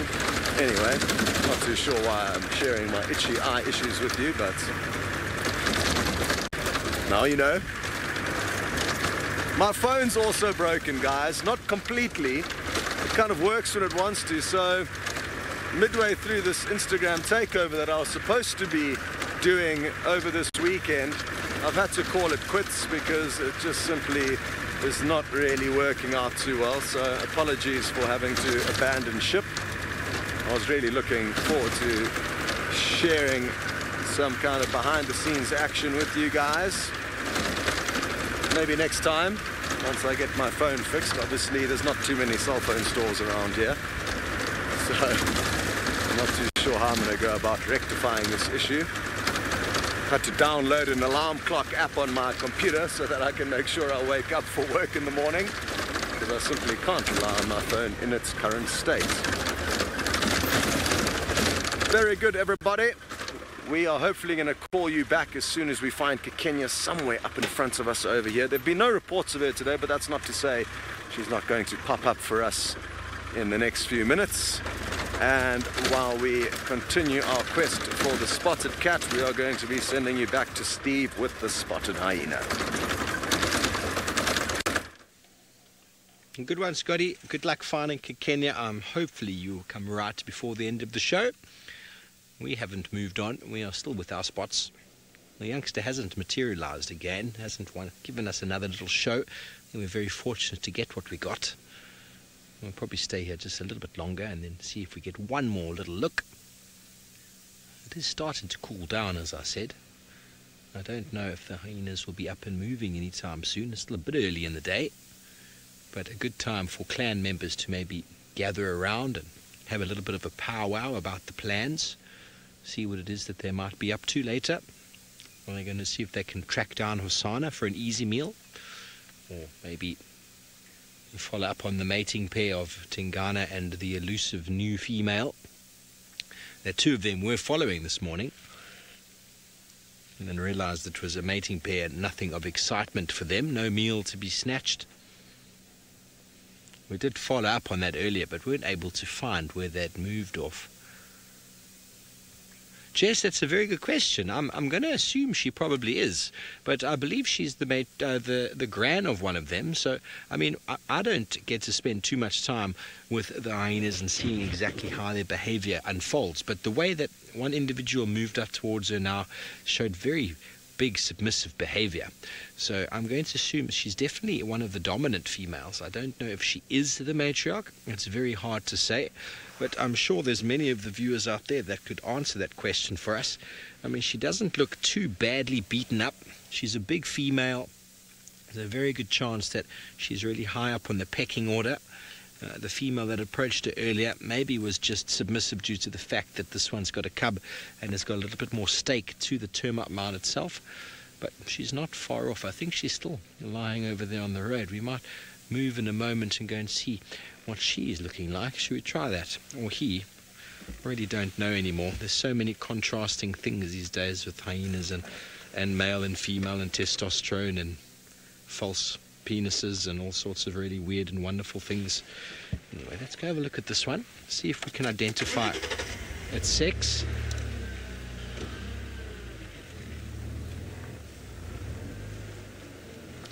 Yvette, that's a great question. Generally with your large carnivore type, little hyena, leopard, lion, you know, the suckling can go on for 3 months, 5 months, but at that stage there's already a little bit of food being introduced, a bit of solid meat being introduced as early as 3 months. I don't think I'm going to get any closer than that sense without it moving. Just over my shoulder there. So generally 3 months is the go-to for the suckling period, and they will still be able to have, oh sorry, just taking my foot off the brake. Some of them will still suckle up to 6 months, sometimes even 8 months, but that decreases, and some parents are more tolerant than others. And if the suckling keeps going on, the animal will still keep producing milk. So as soon as the youngsters are weaned off and they have their milk teeth coming through, well, it starts getting quite painful for the adults. As I'm sure many people out there would know, when it comes to their babies teething, it does become quite painful, and so the sooner you can get them off and onto solids, the better. So 3 months to about 6 months is about the average. I don't think there's a hard and fast rule about it, but from about 3 months they already be starting to take a little bit of solid food, but not too much. Hyenas would bring food back to the den to feed the matriarch or whoever's hanging around, and the youngsters will be relishing in whatever gets dropped on the ground.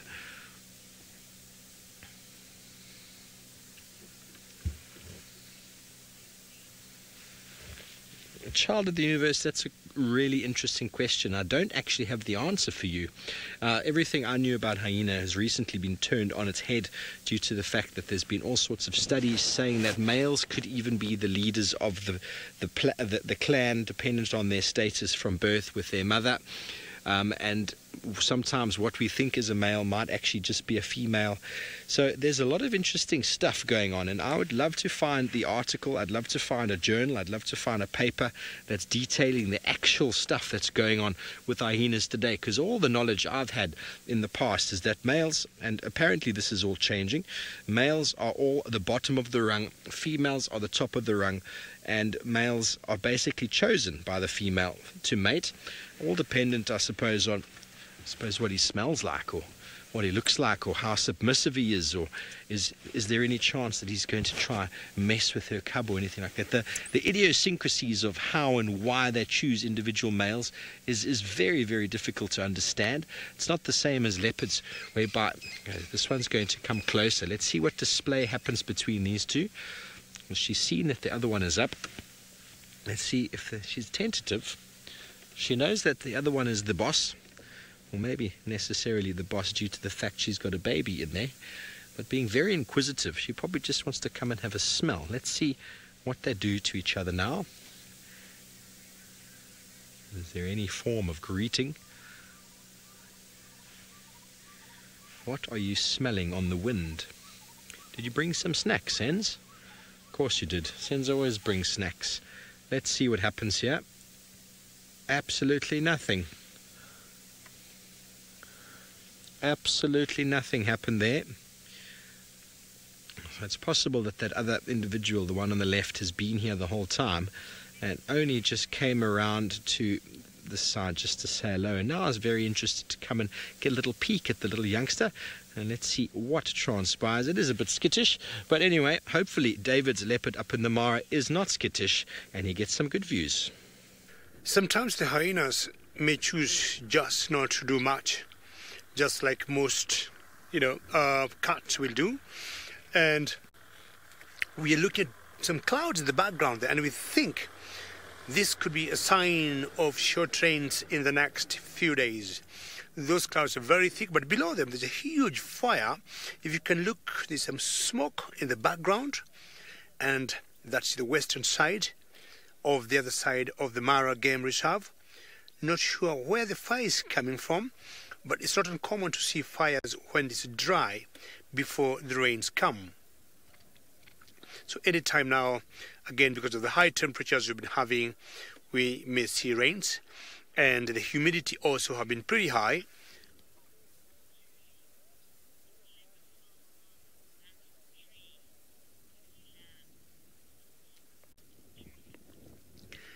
Julie, if there are cats that I know to be acrobatic, and when I say acrobatic, means agility, and they can spin even while in the air, Julie.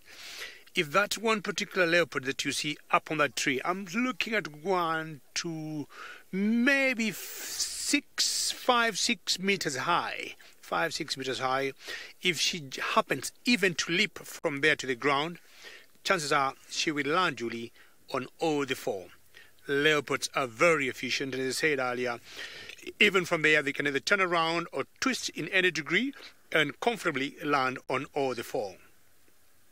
I was talking earlier, the heat of the day could have made that leopard go up there. The humidity also have been very high, and all those are weather conditions or factors that could be telling us the rains could be coming any time now. We've been waiting for her to come down or turn. She hasn't done much. She only moved her head a bit, and we expected her maybe even to do a bit of a stretch. But with all the branches there, well, she's moving a bit now. But with all the branches there, it's rather difficult to do that. I said earlier, this particular type of tree has like spines, which are rather sharp, and it's not one of the best trees for a leopard to be resting.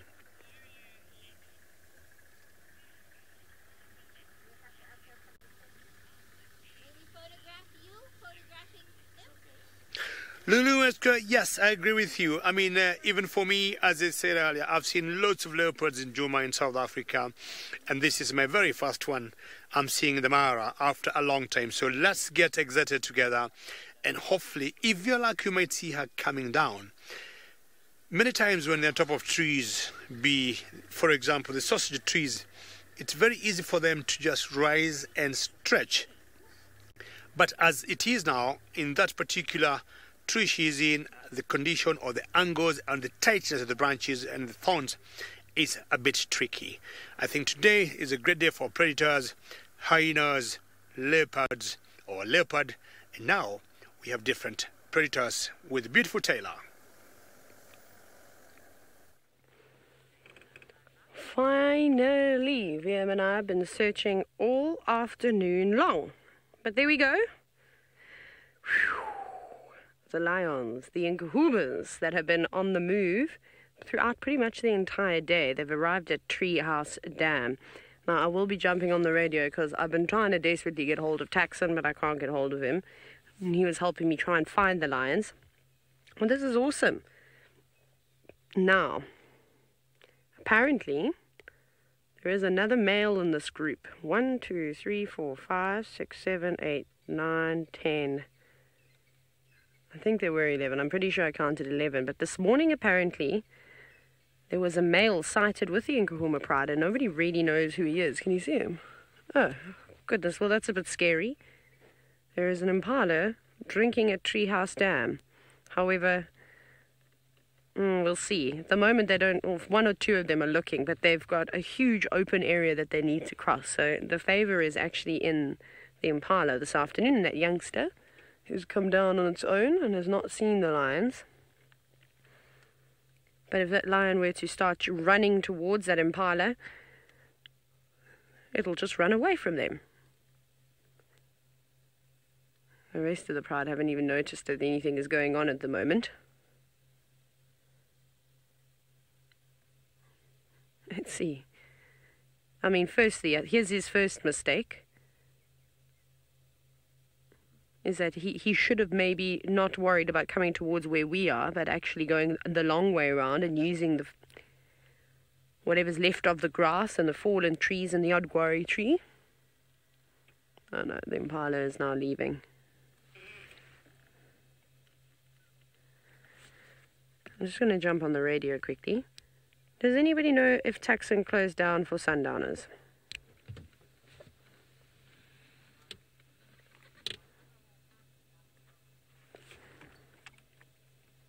Sorry, everyone's telling me a big story now about where the tracks are, and all I want to do is tell them that I have the lions. That's all I want to do. People are they're still going, still talking about the tracks. Taxon, please make your way straight to Treehouse Dam. Now he's telling me why. Taxon, I've located the Nkuhuma pride at Treehouse Dam. Please, can you make your approach and also take over? I'm going to go radio silence. There we go. Done and dusted. So the impala lamb has now disappeared behind a termite mound that actually Shongile and Hosana. Some young leopards used to sit on a regular occasion when they lived at Treehouse Dam for a little time. Not particularly interested in it now. It's gone off. One little impala won't be much of a meal for 11 lions. Okay. Rosalind, before we get to your... There's the other male. Before we get to your question, top right, VM. Just as that lion has put its head up, all the way to the right. Keep going. There we go. The top one. Top right. There's a male. Who's that? Is that which one of these males is the Nkuhuma male, young male now? Let us try and figure this out very quickly. This is not one of the Avoca males. We know the Avoca boys are slightly older than this. This fella looks like he's not far off the age of who the Nkuhuma male to me is the one on the left, but I could be mistaken. Maybe somebody, if Michael Fleetwood, I know he's very passionate about the lions. If you're watching, I'd love your help. Or I know James is the leopard man. And we've got Crystal, the hyena lady. We've got all of you who are all really, really good at identifying them. But this lion doesn't look familiar to me. This looks like a different lion. And I mean, he's probably between 2 and 2.5, kind of like the other. He seems to be bulkier in body size, so maybe he's just older. Maybe he's 2.5 years old, whereas this boy is just over 2. I mean, a lot can change in 3 or 4 months at this age.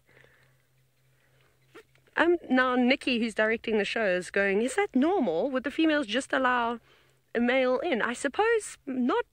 He's not really a threat to the pride. There's no young lions here. I mean, if there were young cubs, they'd definitely chase him away. Now, I got this report last week that there was an unknown male with Nkuhuma Pride. And I think we very briefly chatted about it, but I couldn't get pictures, and I couldn't tell you if it was an adult or a youngster.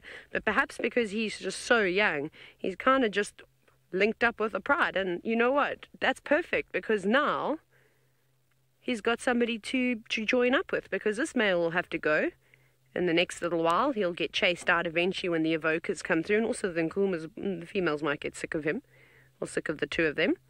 They could also stay a bit longer.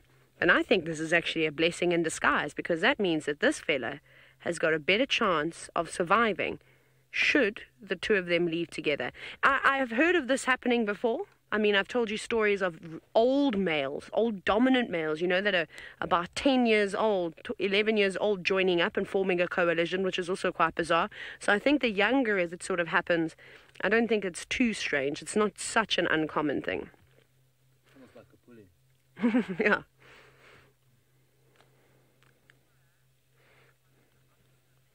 Okay.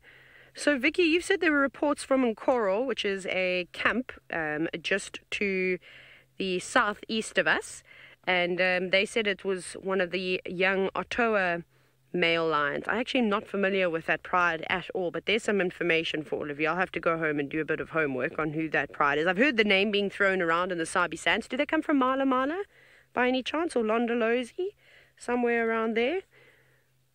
I'm not actually sure, but that's awesome that the Nkuhuma lionesses have kind of just accepted him.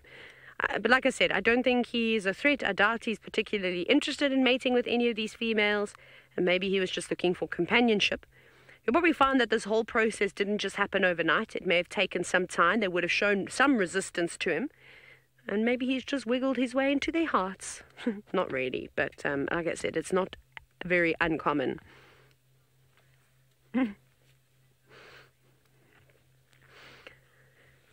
Now, Francis from Israel, I haven't heard from you in such a long time. Hello. I don't know. Their bellies don't look empty. I mean, they're round, but the Nkuhumas could always do with a meal. They're always hungry. And VM and I spotted some buffalo quite a distance away. Kind of looks like near Cheetah Cut Line, but right on the boundary, kind of with Gowrie Main, or maybe near the Firebrae. So I don't know if they're maybe going to pick up on them, but that'll be a good start. If we don't see where they go this evening, I'd probably look in that direction. Because buffalo are noisy animals. They're constantly chatting with one another, talking about the dynamics of the herd, I suppose, and they'll hear that quite easily. And then if the wind has actually died down, so that's in the favor of the buffalo, so the sound shouldn't travel too far, and hopefully their scent doesn't blow in this direction. Otherwise, they're going to find themselves in a bit of trouble. This is so cool. Well, I look forward to hearing about what you think, or who you think this male lion is, now that you've all had a view for yourselves. Let me know, #SafariLive. However, Scotty's got some vultures up in the tree. I'm sure a lot of you are very happy to see the Nkuhuma Pride back on Djuma. Other than them being found this morning, I don't know when last they were there. A beautiful scene here with some vultures just chilling out, with the sun setting in the background.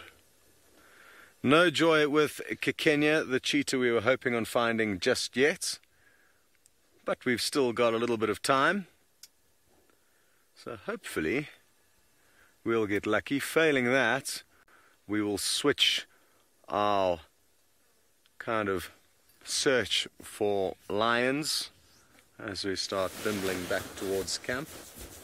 I'm really hoping on finding the Owino Pride. They are kind of I guess, although, having said that, it would be equally cool to see those two tiny sausage tree cubs again. I think it's been about a week since we last had our first glimpse of them.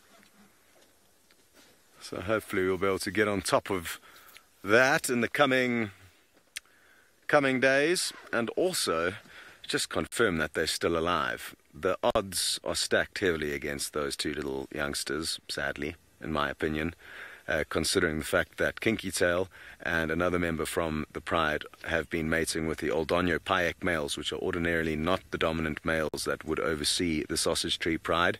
They've found, at least half of them have found, new boyfriends, and that is going to prove problematic for the lioness who had cubs fathered by, in all likelihood, Kapuli and the other youngster, where they used to kind of spend their time, which was just kind of to the south of where we are here. They've moved a long way closer towards that mountain range that you're looking at in the distance. So definitely some interesting dynamics.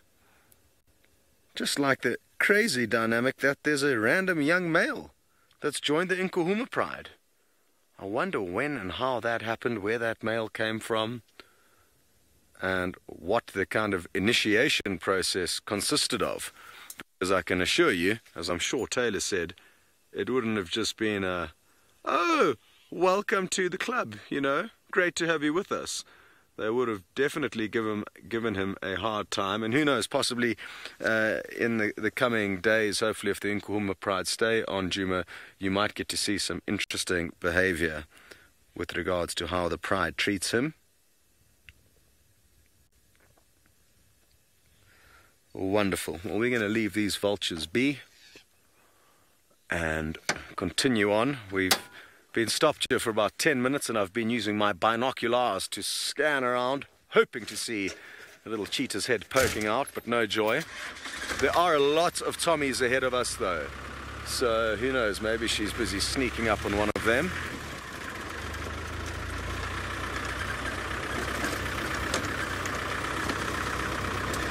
It's getting a bit chilly now. Gonna have to start putting on the layers. Thankfully it's not a very windy evening.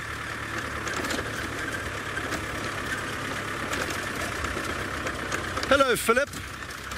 You would like me to pass on a question to James Kaimoe Murevi. And you're wondering which is the trickiest animal to film, keep in focus, and in frame. James, what do you think is the trickiest animal? Cheetah hunting. I mean, or even lions hunting. After dark, I guess, is also. Daylight versus darkness are two very different ball games. But I mean, some of you would have experienced the chaotic scenes that were created by probably mainly me, trying to keep up and get the vehicle into the right position while Kikenya was hunting. Her style of hunting at the moment is kind of not normal in that she knows she can kind of run towards a herd of Tommies from a distance in the hope that a youngster will pop up at some point in time, and then she'll try and snipe that one. So she's almost just trying to flush them, as opposed to more kind of planned, strategic hunting where she would have to target adults and be a little bit more precise in terms of how she plans her attack. Of course, the fact that we are trying to share these moments with you guys live makes it extra complicated for cameramen. The combination between getting into the right place and keeping the kind of allowing the cameraman to keep the camera on the animal while we're moving. In the event that we need to stop, then at least he's on her and ready to keep following. If he comes onto me, which is the kind of default while we're driving, because you don't get seasick that way, then he has the nightmare of trying to find the animal once I stop the car, and by then she's already at full speed. So yeah, tricky business. Definitely very, very complicated compared to non-live wildlife filming. Cal 6, you would like to know if there's any chance we could see the jackal pups. As far as I'm aware, they're quite a long way from where we are now. Right at the base of the escarpment, very close to, on the kind of cattle trail. So not today, but maybe tomorrow. Sorry, Cal 6. One thing that's hugely different here in the Mara compared to Djuma is that we have got a lot of space to explore. You're only ever kind of 15 minutes away from camp at Djuma, regardless of where you are on the property. Whereas here, you can be as far as 2 hours away from camp at some portions of the reserve. Wunderbar. We're going to send you back to tea and the lions.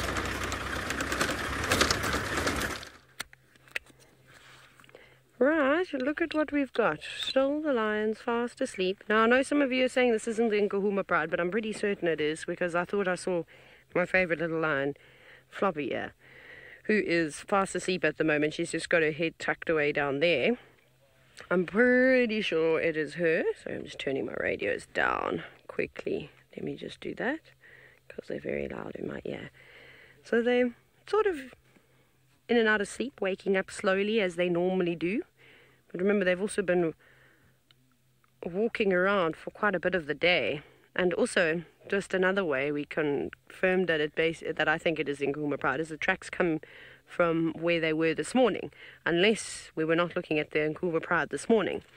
But like I said, this male has been with the Pride for about a week or so now, give or take a little bit. I did hear, and I did try and go and get them, remember, one afternoon, but unfortunately we didn't have any signal. Yeah, and then our lion expert, Nikki, who's directing the show, also says that it is definitely the Nkuhuma Pride. So there's one lioness missing, and then Taxon was saying to me, so Taxon is one of the safari guides from Djuma, whom we were both trying to relocate on these lions this afternoon. He said that there's a lioness that was in Buffelshoek that seems to be making its way back down here. So perhaps, I don't know which female it is. There are only 11 lions here, including that mysterious male. So perhaps whoever it is has been maybe off mating, maybe she was separated somehow. Who knows what the story is. But hopefully she'll come back. But there have been quite a few lionesses sighted today up in Buffelshoek, so I don't really know what's going on. And if I'm not mistaken, I think the Torchwood Pride was seen on Cheetah Plains, or sort of down to the southeast, somewhere around there. But it is fantastic to have the big cats on the property again. And this is the last time, I mean not last time, sorry, this is the first time I've seen lions since I've been back. How crazy? Bizarre, right? It was the Mara. There's just lions everywhere. But now that the buffalo have come home, so will the tawny cats. They just need to find them now. Because, in my opinion,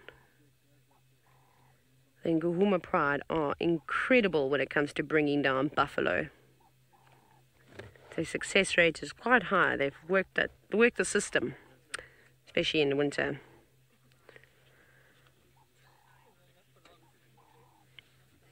Philip, yes, the old lioness is in fact there. There she lays. There's her bottom. So that's the one with the big scar. So the one behind the lion with the paws in the air. I think that's what Nikki said. Like I said, Nikki's become exceptionally good. Looks like there's a bit of a wound just on the corner of frame. You can kind of see. But we also haven't seen any of these lions standing up, so we're just guessing. He's having a look. But I'm hoping that they go down and eventually have a drink of water. You know, this is also the time of the evening that any kudu or anything like that would want to have a drink would come on down.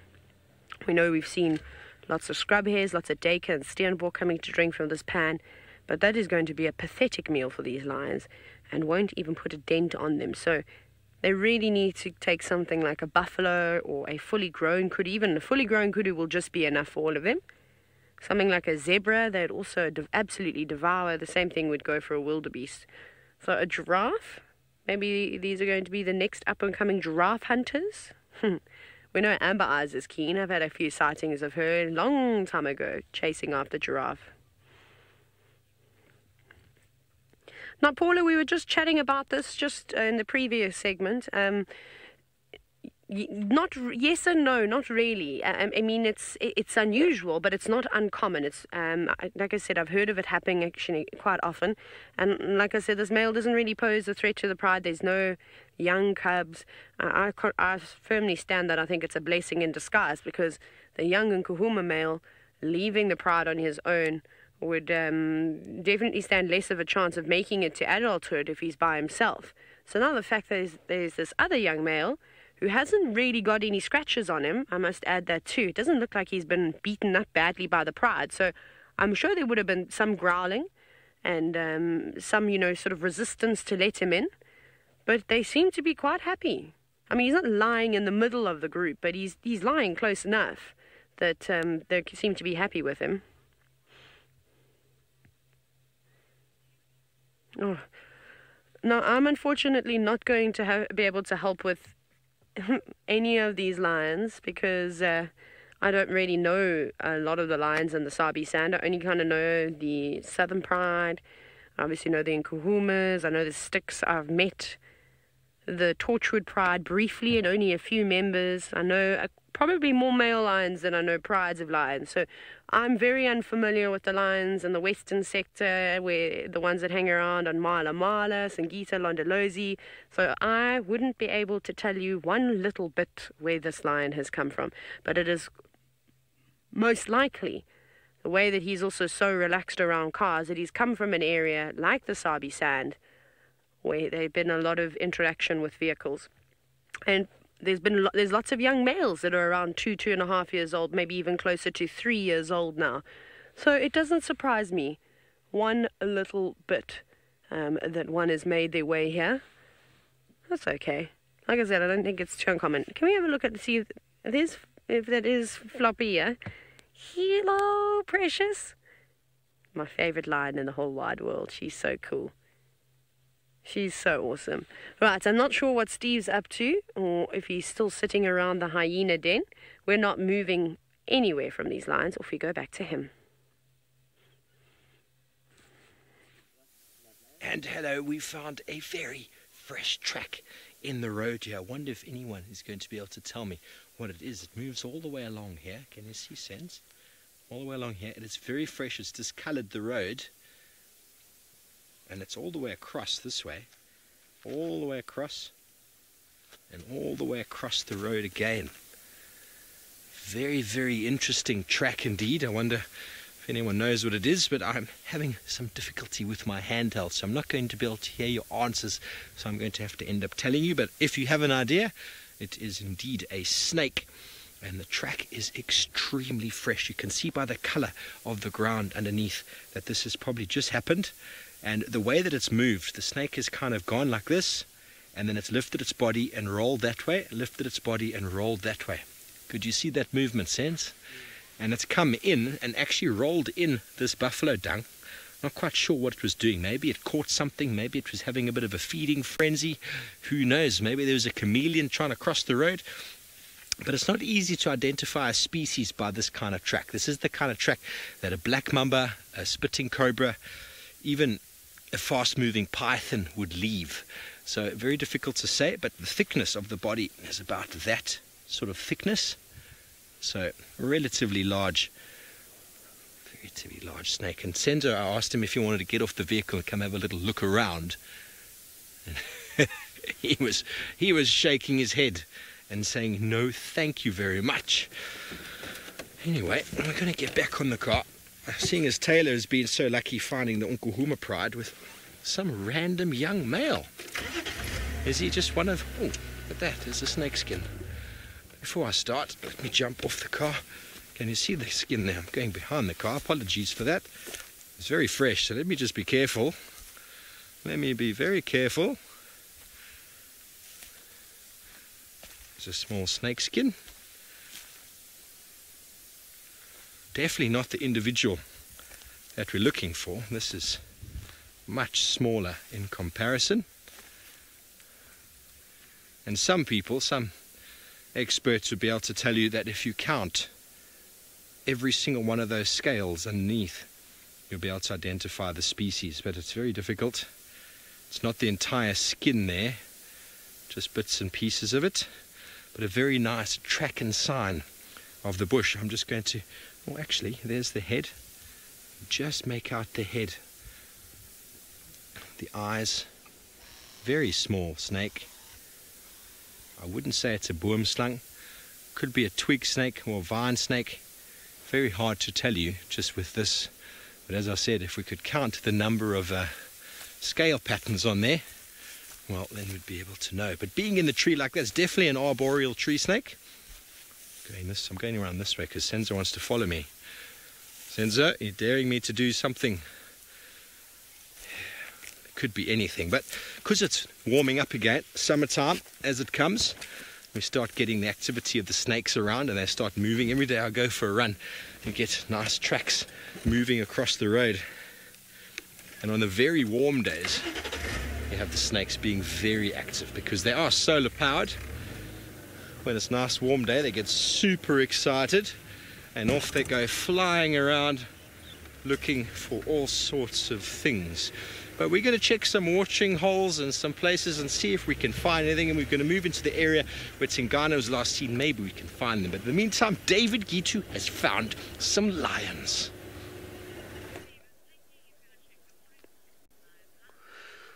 Well, a snake trail to snake skin. Very well done, Steve.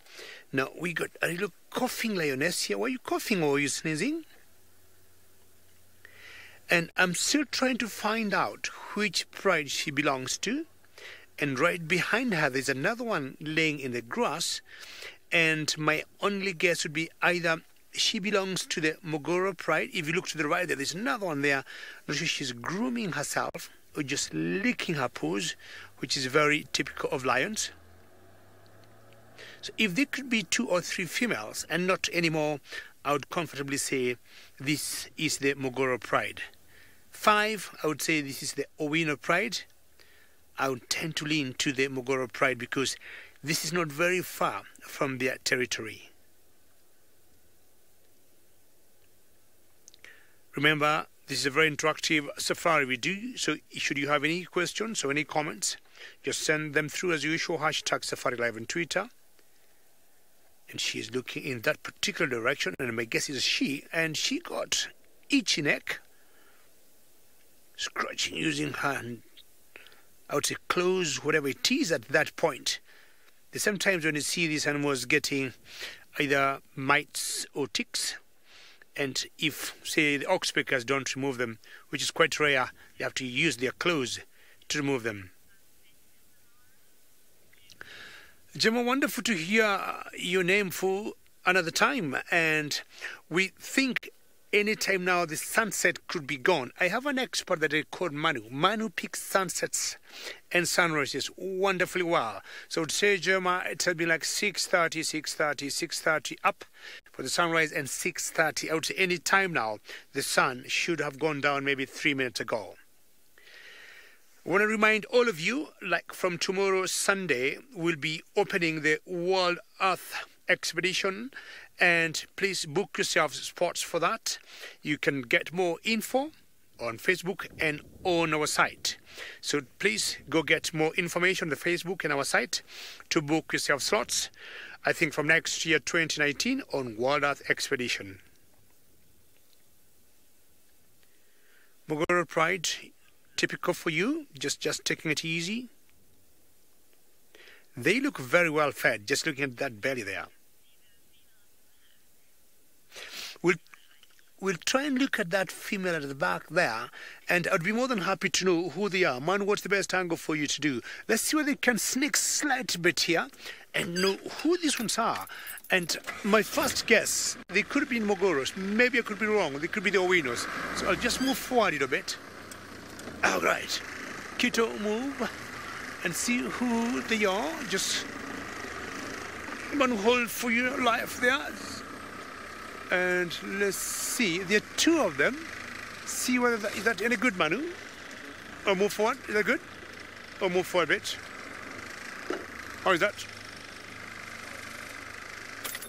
Let's see. I wouldn't want to go home. No. My apologies, Manu. My foot was in the pedal of the brake. Would want to know who this is. Either they are the Mogoros or the part of the Owino pride. There are only two, or we might give them a new name and call them unidentified pride of lions. So that particular one, which has so many flies on her body,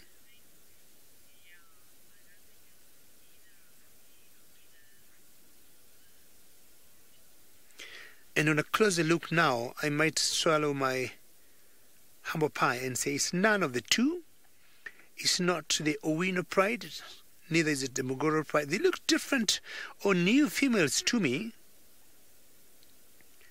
because the Mogoros are always 3 girls, and the Owinos are 5, 4 females and a youngster male. And strange, it doesn't look very hot, but you can see the breathing on that one. She moves her neck.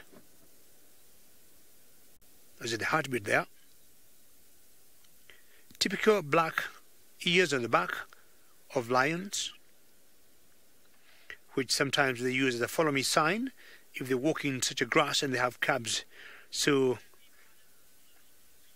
the black parts of the ears help them a lot to follow each other.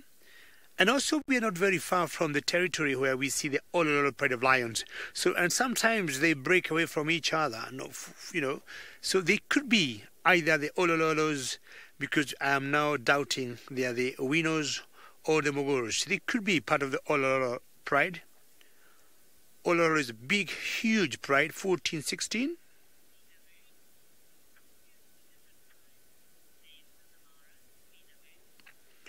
Minamu, how are you today, and how have you been, and where have you been, Minamu? I haven't gotten a question from you for quite some time, and how nice it is always to hear your name. I would say, Minamu, the guides around here and the camera operators will always follow particular pride of lions, and sometimes will always sit together as guides once in a while and agree this is the name we're going to give this pride, depending on how they behave, depending on where we find them a lot of the times, or sometimes depending on how they look like.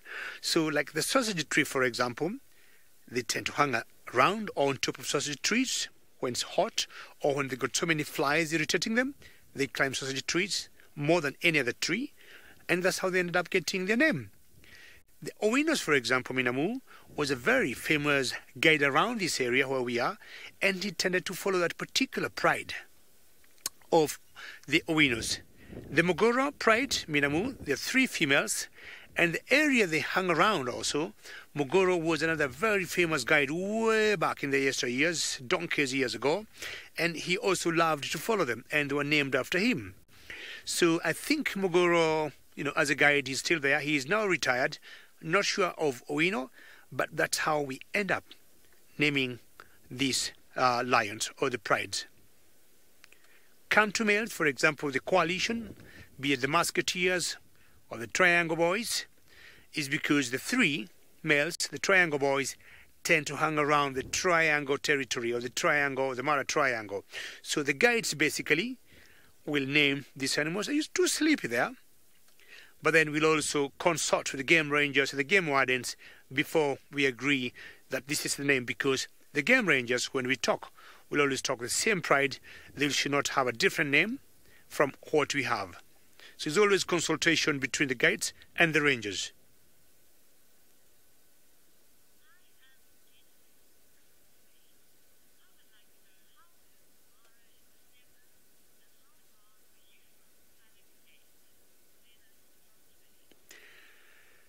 Dennis, buenas noches, ¿qué tal? ¿Cómo vas? Me llamo David, and Dennis would like to know how far we are from Talaquet.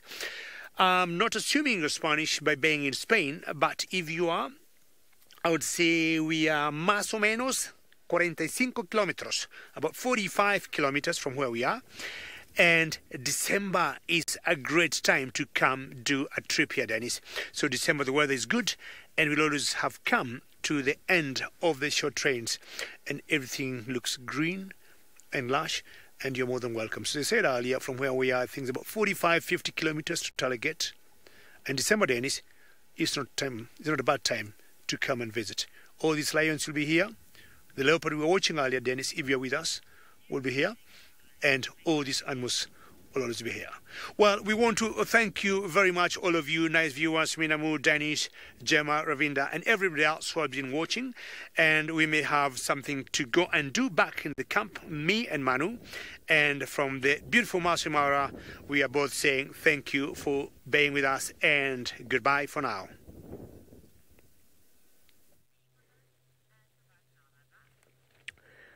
Well, good luck on your journey home, David. Here we're still with the lions, obviously. There's another surprise in store. While VM and I have been very patiently sitting with these sleepy lions, we could hear some impala alarming in the distance. And we were like, I don't think they could see the lions. I bet he feels better now. And anyways, it seems as though Hosanna has arrived on the scene, not here with the lions, but he's at Twin Dams, so basically at the next watering hole just a little bit southeast to us. Like, I kid you not, maybe 500 meters, 600 meters at a push as the crow flies. So if you went straight to the drainage lines, not particularly far at all. So he's there, so I think Steve Vovo is on his way. How exciting. All the cats, everywhere, all the time. How many days have we gone with seeing cats? Do you remember that one time we had like 100 and something, was it 100 and something days, or was it 88 days? 88 days of cats. When I first started, for 88 consecutive days, we had cats at least on one drive, which was pretty epic. Man, we were spoiled. Oh, where are you going, girl? What is that little lump? Is it just a discoloration of hair? Was it? No. I don't know, Nikki, if it is an adult lioness that's supposedly missing. I haven't seen them stand up. I counted at least 4 sub-adults, but we'll see now. One. We'll have to just wait till they get up and have a drink. I think that's going to be the easiest. I think it might be. I haven't seen Amber Eyes yet. Have you seen Amber Eyes, Nikki? What, a bit? This is her that we're looking at, eh? No. It isn't. Yeah, I have a suspicion it's Amber Eyes because I haven't seen her yet, but there are a couple of lions that haven't propped their heads up just yet. So we shall just have to wait and find out. And like I said, I think the best way is when they all get up, and I'm sure they're going to go down and have a drink. I hope that they go down and have a drink at some point. But it looks like only a couple of them are just starting to wake up, and then they doze back off into dreamland. You can't really blame them, though. You can see all the yawns now, showing all their teeth. See, none of the lionesses. She's got a couple of scratches on her face, but they look like old wounds. That could just be from scrapping around a carcass. Things like that are quite sort of common on lions. But again, nothing, that suggests that anyone has been in a serious fight. Flip-Flop's mom, says Nikki. Thank you for producing such a beautiful little girl. She's lovely. And so are you. She's got a lot of bubbles on your tongue. You know what I'm really hoping for? Is that if we could have a beautiful chorus of 11 lions roaring. That's something I have not heard for a very long time. Well, I suppose I'm being greedy because I have heard it this year. I heard the Olololo Pride, all of them, with the 3 triangle males roaring at the same time. That was pretty epic. At about 2 o'clock in the morning, right next to my car, after they had a fight, and then elephants came through and chased them all around. So, I mean, that was exciting, so I can't be too greedy. But it has been months since then. And when I was down there now in the mire, I didn't actually get any prides roaring around me, just in the distance, which was almost every night, which I suppose is special just to hear that anyways. Well, this is a good sign anyways, the fact that a couple of the adults have started grooming. Maybe the youngsters are still just catching up on their sleep and are waiting for the adults to lead the way and on to their next adventure. Well, it seems as though Steve is on the go, go, go. I'm going to listen out to see if I can hear his car getting closer because he said he's on his way to Hosanna. Oh, well, there goes the surprise. Well, checking watering holes is the way it is, the way things go. We were checking Gallagher and Vuyatela, thinking, well, that's where we found him a lot. That's where we found him a lot in the last little while, and now he is actually at Twin Dams, the only watering hole we hadn't yet checked. And Senzo just seen some animals running. Where did you see?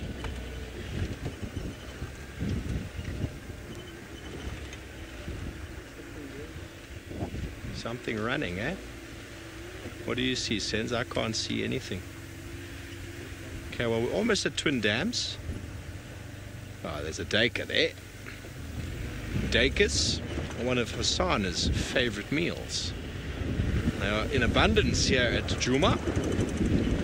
And indeed, the little chief has not been on camera for a few days. Wonder what's going on with him.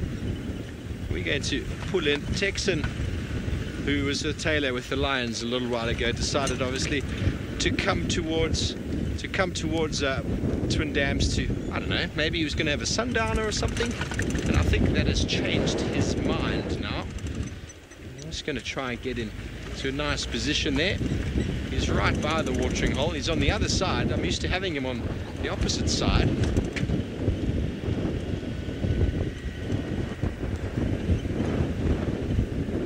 Thanks, Tex. Ooh, the wind is just picked up. What's going on? Apparently he's got a full belly. Well, that was my thought. If you don't see Osana for a few days, it's because he's well fed or busy feeding. The wind has just decided to turn us on its head. In we go. Here he is. Just try and get you in a nice position. There he is.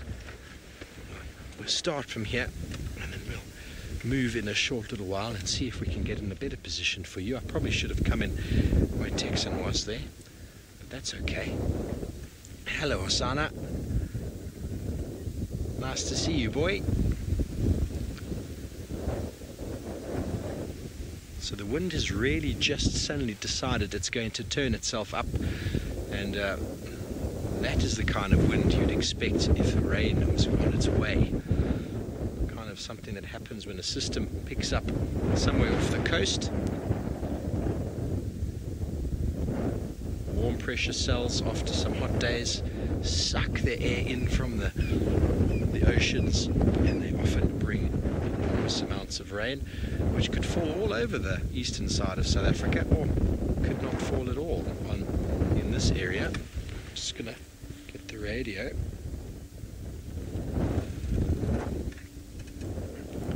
Lots of celebrating. Everyone is very excited to see the little chief, aren't we all? What's that sense? Beautiful, beautiful picture.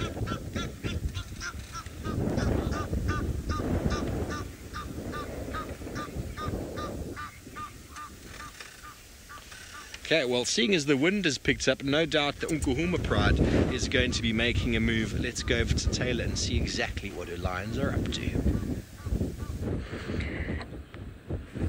And that's exactly what they're doing. They're going somewhere, leaving landmines everywhere. That's nice. Thank you, lionesses. That's so sweet of you. I think that was just a number one, luckily. There's another one off to the left. I'm making sure I watch in case I drive over it. Now, it was funny how as that wind started gusting, the lions got up. I hope they don't go in the direction that they're going in now, because they're going to vacate the property very quickly. We won't be able to follow them because our traverse ends only a few hundred meters away. But okay, now they're changing. Go in the direction of the buffalo. Go east. See, this is where I wish I could speak to them. I'd help them, because I love this pride a lot. You can see that lioness with the injury. She's opened up her wound again, but it's not getting any deeper, so that's really good. And she's, you know, she's a little bit sore. She didn't put as much weight onto her left leg, but she's going to keep doing that. She needs to keep it nice and clean, and that's the most important thing, that she doesn't get an infection. And from when I last saw her, she's definitely put on weight. She's put on muscle again, so that's fantastic. Because she wasn't looking very good. She was looking very lean. You could see every rib, even though she had a big full belly, she wasn't keeping the muscle on. So that wound obviously isn't requiring as much attention now. But that's awesome. And then off they go.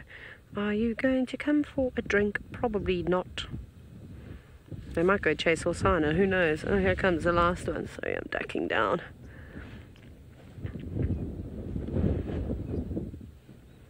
Another one of the adults. And the young male's just sitting there. The not Nkuma Pride male. He's beautiful though. Look at those eyes, they're piercing. It kind of reminds me of like Hukamuri's stare, don't you think? What a lovely fella. Now he's not following the pride immediately.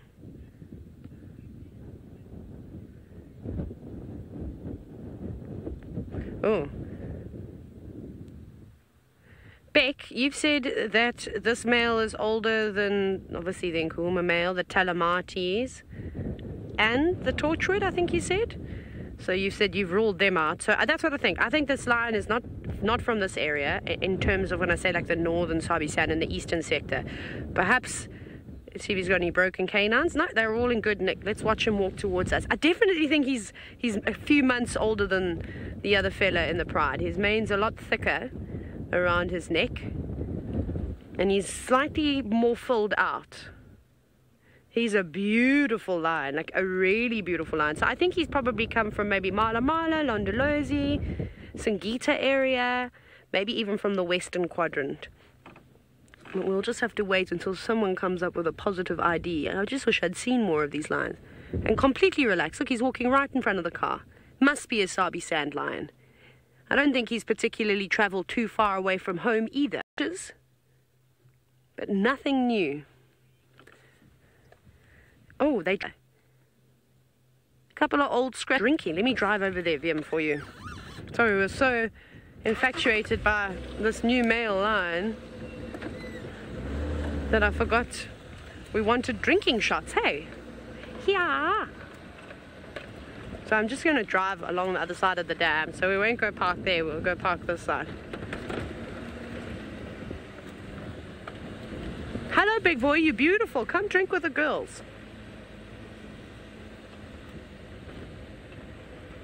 And of course they're going to finish drinking as we get there. Carlos, I don't know where Floppy Air is, but here's the other male.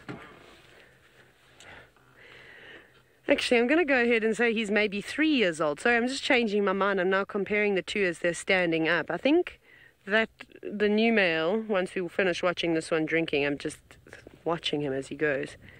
I think he's probably about 3 years old.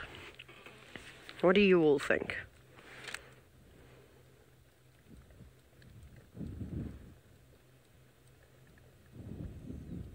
I don't really know though. Can you hear this one drinking?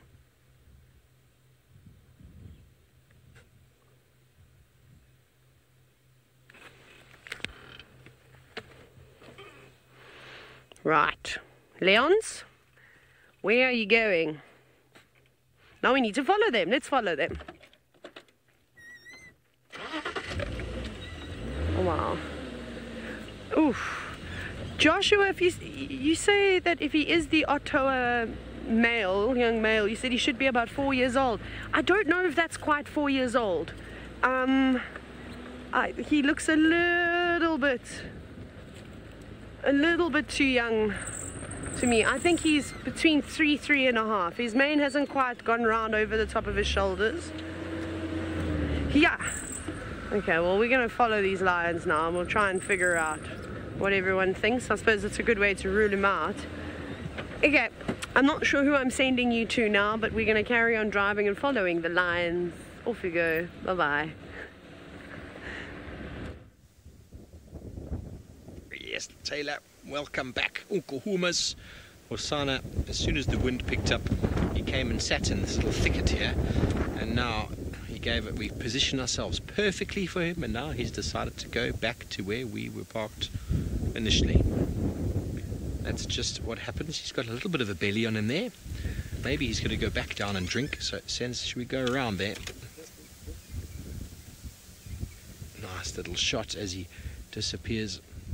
The artistic nature these camops like to create the scene, tell the story for all of you. Let's just try and get around. It looks like he's going down towards the dam itself. Probably going to go back onto the Umawati drainage system, or maybe he's going straight back to whatever that he has got somewhere, because he looks as if he's been eating. And there was a couple of vultures in the tree as we arrived, so let me just get ahead of him here so we can get a nice shot of him as he comes along.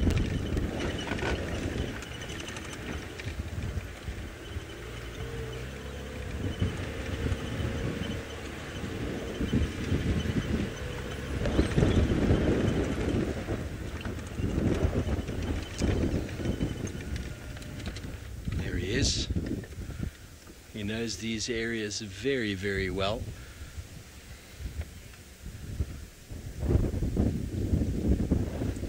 From the watering hole after having a drink, it makes sense that he would be heading back in towards a drainage system where he might have something up a tree. And he'll thankfully take us all the way to it, if that is indeed where he's going. Or maybe he's actually on the hunt and looking for the daket that are always hanging around this particular spot. He's looking down into the Umawati drainage system itself. A little bit of an elevated view.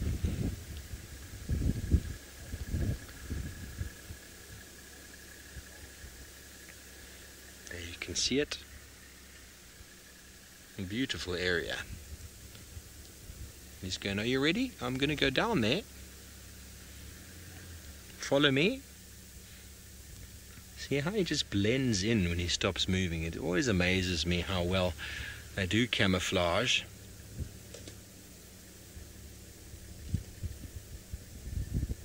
All of his senses on high alert. The wind is up. He knows it's an opportunity. Even if he's got to kill somewhere up a tree, he knows with this wind it's an opportunity for him to grab something else that's unaware.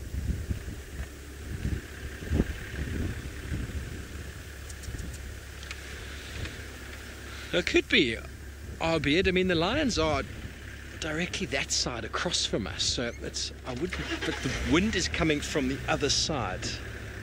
Cheers, folks. The wind is coming from the other side, so I don't think that these lions are wafting towards him. He didn't pick up his head.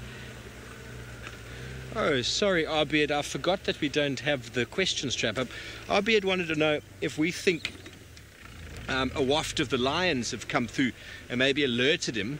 And it could very likely happen, but he is not in, well, where he's positioned. The wind is coming from sort of the southeast there, and he is, the lions are directly west of him. But it seems like the lions are in a good position, so let's go have a look at them. They are. I'm just going to duck and also watch the lions as they walk past the car. When they do walk past the car like this, it is so important that you sit very still. You don't want to shuffle too much.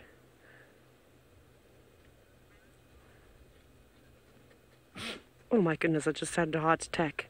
I can't. I'm too scared. Don't you smell my car? I'm watching the monitor out of the corner of my eye, and then of course just sitting back. You have to keep really still. Here's the lioness that's gone blind in her right eye. You will not believe how massive these animals are when they walk past. Remember, I've got no door. There's no door here. To have 11 lions walk past you like this is pretty spectacular.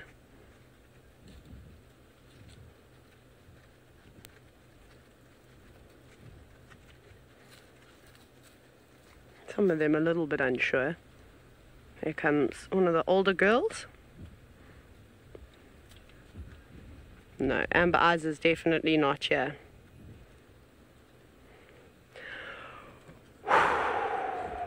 Are you ready to see the two best buddies in the whole wide world? Look, they waited for one another. Well, the Niconico male waited for the other boy. How nice is that? Let's see what's going to happen when they walk past. It was really funny because the young Niconico male, I'm going to just try and stay ducked this time. He was there the whole time. Up in front with the rest of the pride. Oh, your feet are so big. It's not a small lion. And now here comes the other boy. Let's see how he reacts.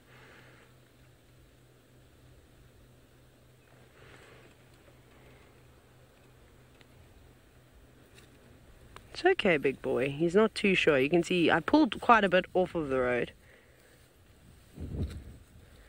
Yeah, you're much bigger. Just having a little look at us too. That's fine. He can do that. So what we did notice, one of the younger lionesses actually growled at this male, which was quite interesting. So he was growled at, not savagely. Right, but we're going to try and reposition and get around these lions again.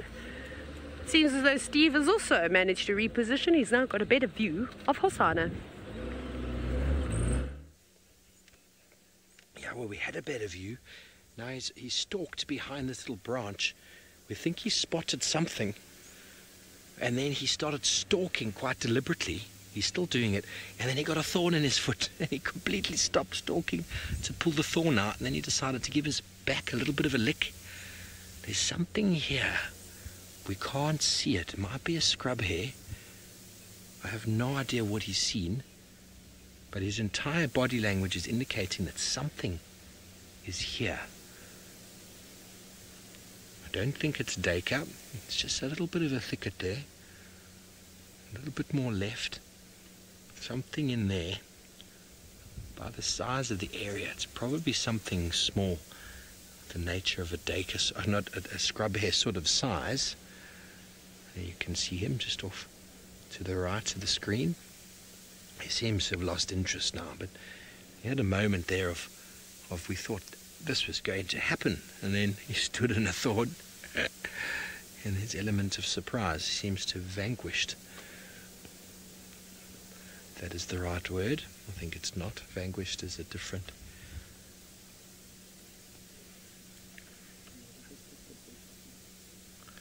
Just going to reverse very slightly. If I go back those sends, I'm going to fall down the slope. You're going to have to re-level your entire car. If I go back, he's definitely lost interest in whatever it was that he had seen.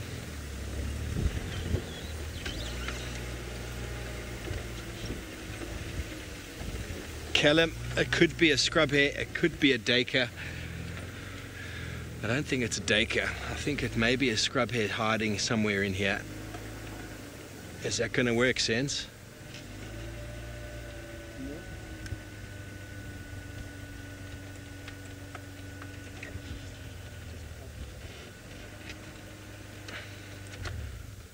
So, folks, we are working with vegetation here.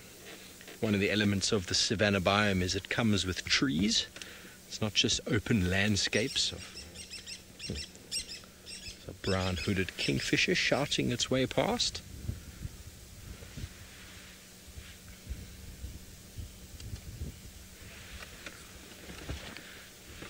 Always special to spend time with the little chief, and I just love it as this evening starts to change, and we had a moment there while we were waiting for you to come back to us, how his pupils just enlarged like this. It just adds so much more intensity to their sort of outlook. I think he's still watching and waiting to see if anything's going to pop out of this little thicket. He is a very patient young gentleman who spends hours and hours sitting in a bush waiting for something to walk past him.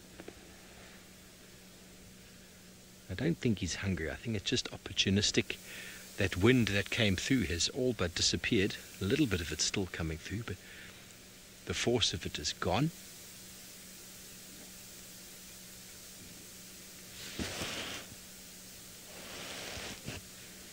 Beautiful. Beautiful picture. I'm sorry about the branches, folks. You can actually see his eyes now. The pupils are very large. Always gives them that even wilder look.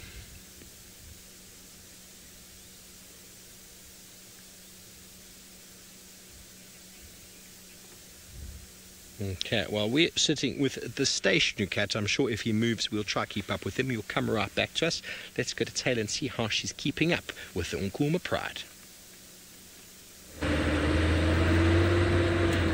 We don't have our lions at the moment. We need to go off-roading, so I'm just trying to find an appropriate place to go in, because I don't want to follow directly behind them. I'd rather try and get in front of them slightly. So we're going to be doing quite a bit of off-roading now. Wait, open over we go. I think 4x4 is probably the way. And there are lots... Oh, this is not a very good way. We're going to try and keep an eye on them. I apologize, I'm probably not going to look at the camera very much, but you'll just have to watch my blonde ponytail bounce around as I try and navigate through here, which doesn't seem possible. Could sneak through those quarries. But they're quite far away from us.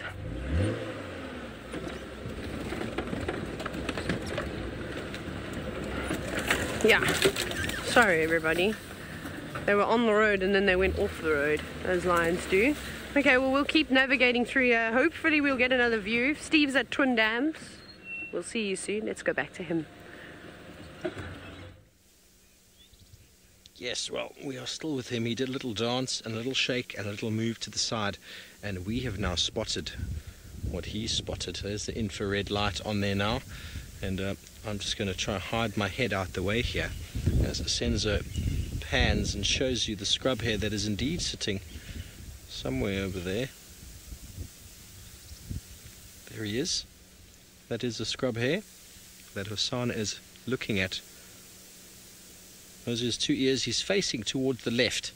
Now I've got a bit of a better view from where I am of him, but we're not going to move. We're going to stay right where we are, just to give either party the benefit of the doubt when it comes to whatever it is that might transpire. But Hosana is watching him quite closely.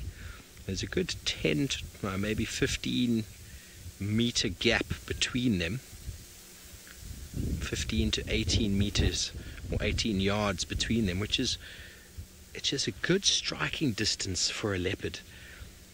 But he needs to close the gap if he wants to catch the scrub hare, and the scrub hare is facing the opposite direction, so he hasn't quite seen him. He was busy chewing away quite deliberately at his coprophagy balls from yesterday.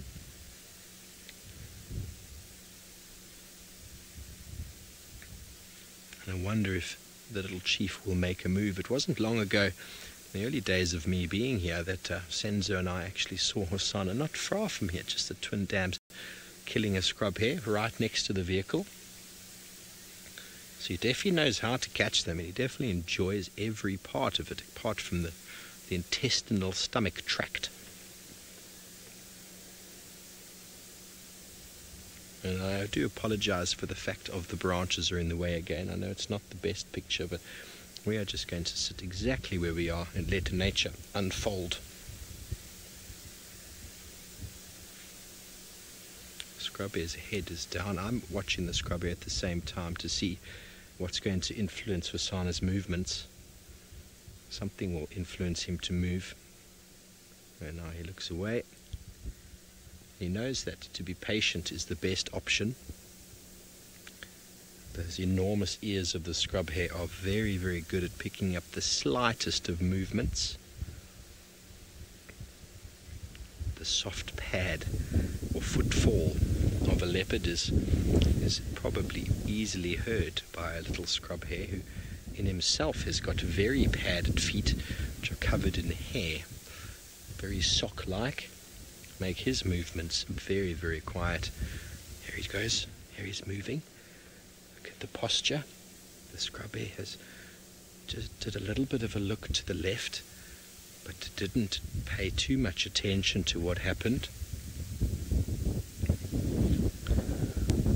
But let's see what happens. Remember, folks, this is 100% live.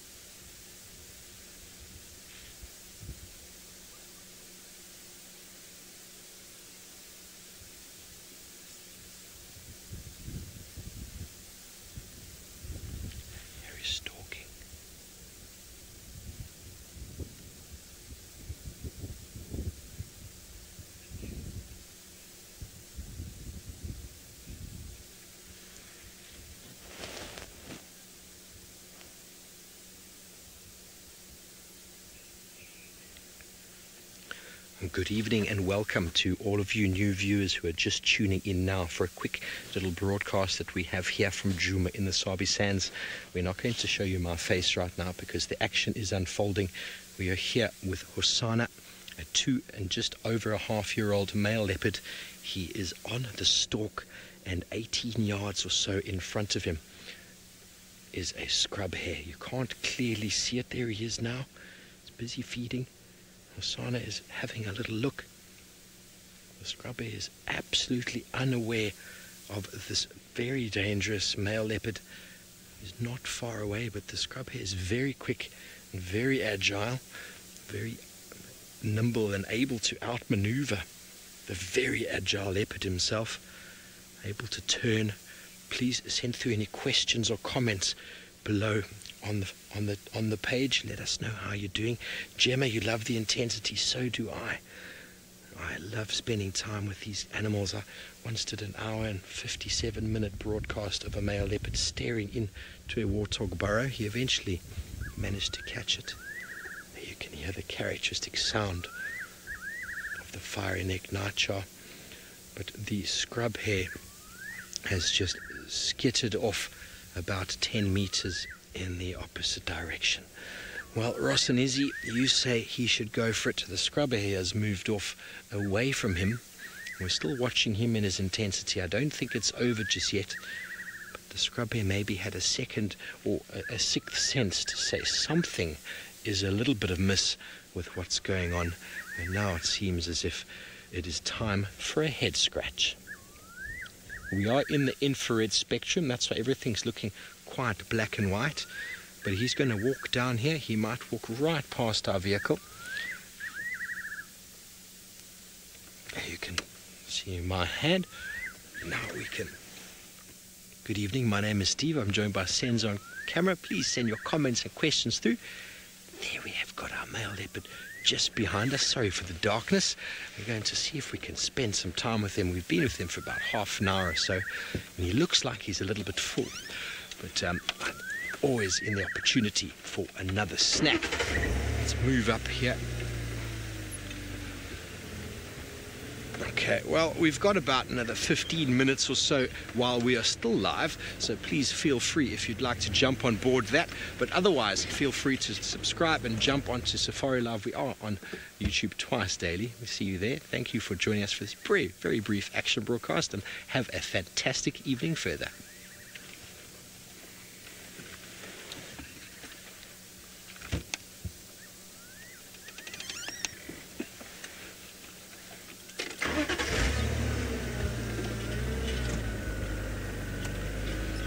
Hello everybody. Well, that didn't work out according to plan, but that is the way it is out here. There's no such thing as a plan.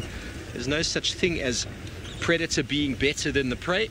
These animals are all... Hold on, Senzo. This is going to get a bit bumpy. These animals are all wild, and anything can happen at any given time. All we can do is observe and enjoy. And hopefully we don't lose him.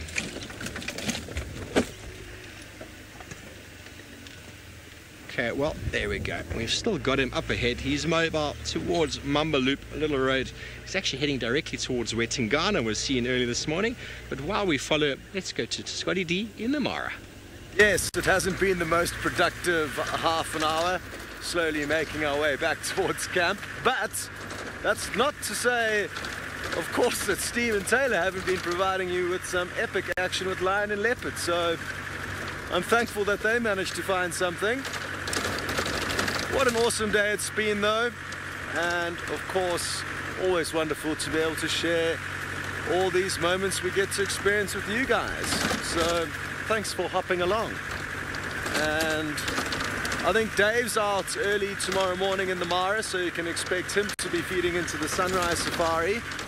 I'm thinking that both of us will contribute to the SafariLive's Saturday 2-hour session tomorrow, but excuse me, I'm thinking about heading out a little bit later in the afternoon, maybe about 3 or 4, to be in time for SafariLives, and then staying out until midnight so that we can try and work out where these sausage tree pride cubs have gone. So I think that is my plan for tomorrow night. We're basically trying to work 2 9-hour shifts here in the Mara, during which you'll contribute to either the morning show or the evening show. So you either work from like 6:30 until 3:30 p.m., 6:30 in the morning till 3:30 p.m., or 11:30 until kind of 7:30, 8:30 at night. But I'm going to push the night shift tomorrow, head out later and stay out later, and see if that doesn't produce us with any goods. So that's my plans for tomorrow. And yeah, I'm just looking forward to some homemade burgers and chips for dinner tonight. Or fries that the French people made for us, the French fry. So that's quite nice. It's not a usual dish for us, actually. We don't really have burgers too often. So that's what I've started thinking about now as we slowly make our way up the hill back towards camp.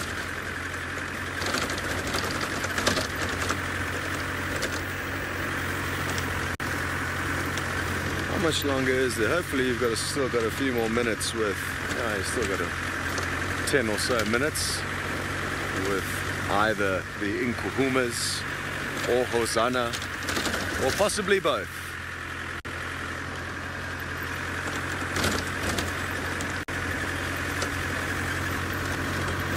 I forgot to keep shining the spotlight. That's not very clever. Oh, I've got your comms now, Nick. Thanks. I was wondering why you were being so quiet. Nick's been asking me to link for Taylor for who knows how long. Anyway, thank you, everyone. We're going to send you across to Taylor. We'll see you again tomorrow. Bye. Enjoy your burger and fries.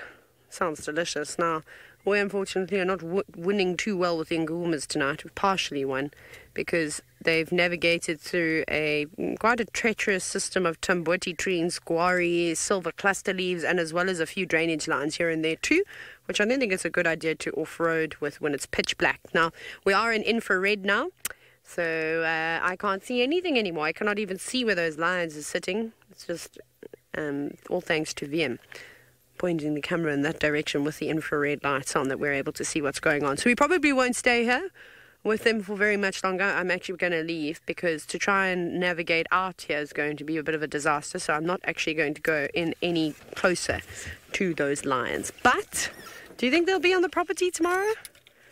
I don't know. If they find the buffalo that are down there, we might have a chance. But thank you very much, Lions. That was so kind of you. You put on a wonderful show. And the mystery remains unsolved. Nobody knows who that male is. I'm sure it'll take a little while. Goodness gracious. Can I do a wonderful, just a thing to the young potential guides that are maybe wanting, or that are guiding or wanting to become guides? Really don't need to talk about how you want to invite your friends over for a braai and ask how people are on the radio. That's not what a game drive radio is for. Not at all. Oh, goodness. Someone almost got you, VM. Karma got me hard. These... Oh my goodness. I don't know if I'm going the right way. No, I cannot get out of here. I don't know where to go. I can't go out this way, so I'm going to try and find my way out of here. Karma's got me hard, but I don't mind. If we go to Steve, he's not as stuck as we are.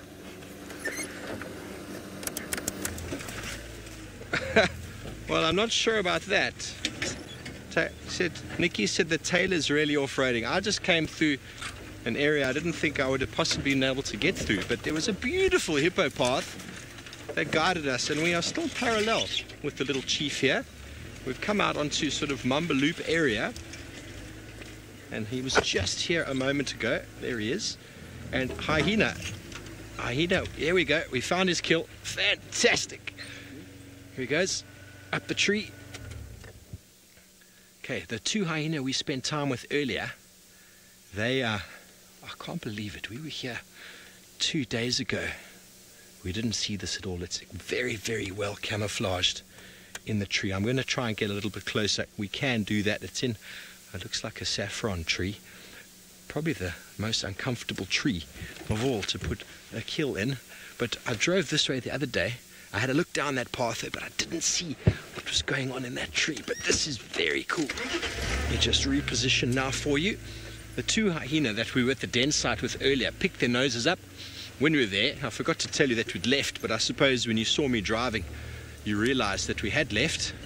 He's just jumped up again, Sense. If you can get him in there. And they started walking down towards towards Twin Dams, and so I figured they were going to go drink, and we should have followed them, because as we followed Hosana into this area, he sat down and they walked past him. There's definitely a kill there. It's hard to make out due to where it is in the tree,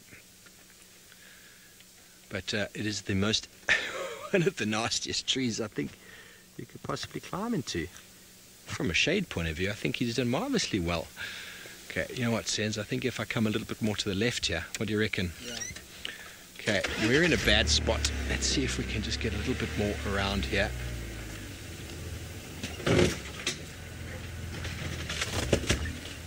Oh no, Jamie.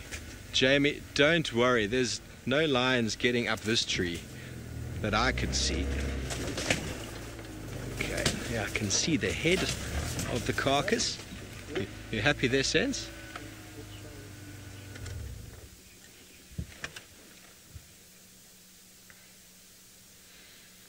Kathy Ohio, you notice some blood in his face. Sense he's more left, eh?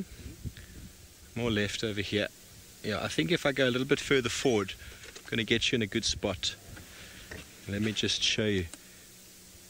There he is, Sense. Kathy in Ohio. You think he had some blood on his face. Senza just needs to try and focus there. Okay, so he definitely had a bit of a belly. So we're pretty sure he had some form of kill. And I had a feeling he might bring us to it due to the fact that he was down drinking, had a belly, walked off in a direction. I think the scrub here was just a passing morsel along the way. And here we have it. We have Hosana in a tree. I haven't identified what it is that he's got yet. We're going to try and find a better position for you to identify. It is indeed, it is an impala. I can make out. Is that light helping, Sense?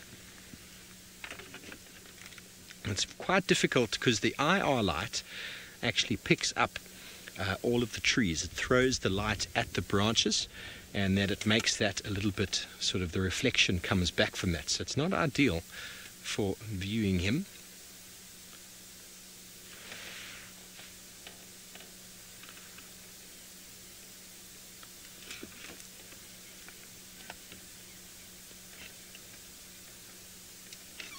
Okay, well, let me reposition. Look at those eyes. Lexi, there most certainly were hyena around.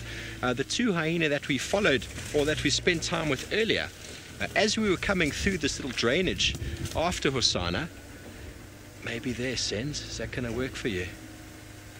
As we came through this little drainage after Hosana, he sat down as they kind of moved right past. Oh, he's moving the kill. He's moving the kill. There he goes. He'd better not drop it. The hyenas will hear this and come running in, and then it'll be lost. I think he's trying to find a better position for it. It's quite tricky with the angle of the tree. Lots and lots of branches. Don't drop your kill. The hyena I can't see anywhere around, but no doubt they've been at the base of the tree smelling the kill. But no sign of them now. They moved back towards the watering hole. The wind is coming from the direction they've moved into, so I'm guessing that maybe they can't hear that he's come back. They're maybe going to go and investigate. Okay, so I'm just going to need to communicate on the radio in a moment and update everybody about what we've seen.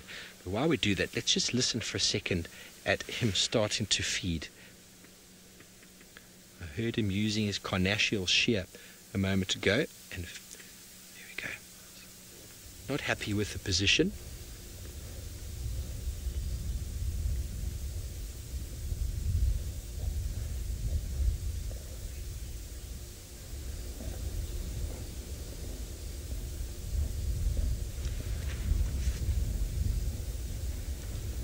And now he stops.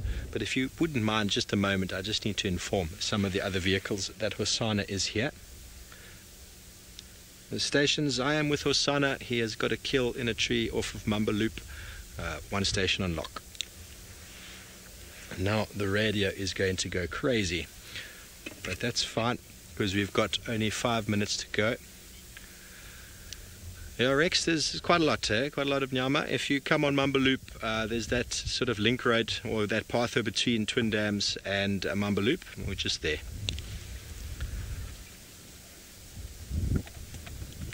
Okay, so Rexon is keen to come. He'll probably be here in the morning. There's quite a lot of meat on the carcass, so there's no doubt he's going to have it for at least another day. Who knows? He does eat like an absolute machine. If Tingana doesn't smell it first, we all know.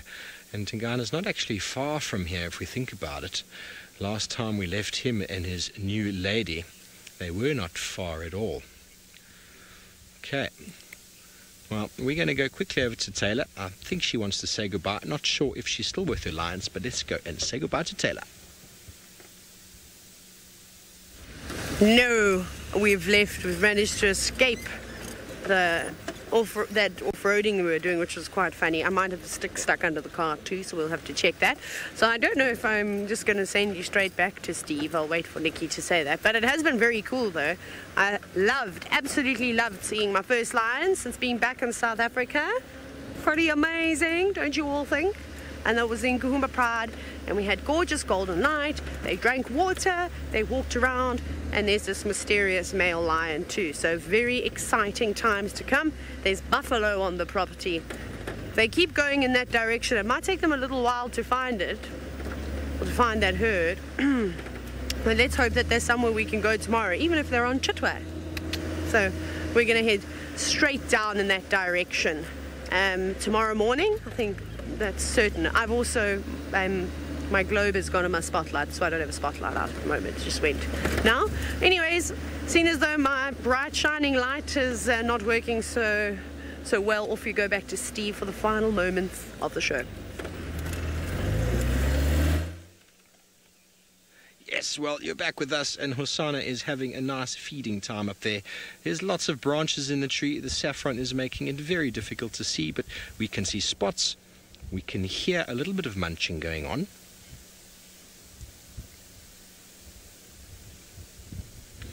And he sticks to the Umawati drainage system where the animals are and the nice trees for climbing up. He has chosen probably the most unsuitable tree for climbing up, but nonetheless he will be learning what to do. We know that he is a very successful young hunter these days. Now, I'm thinking it's a female impala that he's got there, and there's still lots of meat in it, so I've no doubt he'll be here in the morning again for some visuals, which will be awesome to see, with probably a little bit better in the daytime. Much better in the daytime without the IR light. And it has been a marvelous afternoon with initially the kids show, finding Hosanna, having the Nkuhuma Pride back on the property, David with leopards in the Masai Mara, and lions. What a marvelous evening. Thanks for your questions, feedback and comments. We'll be out live again tomorrow morning. Have a beautiful evening. See you then.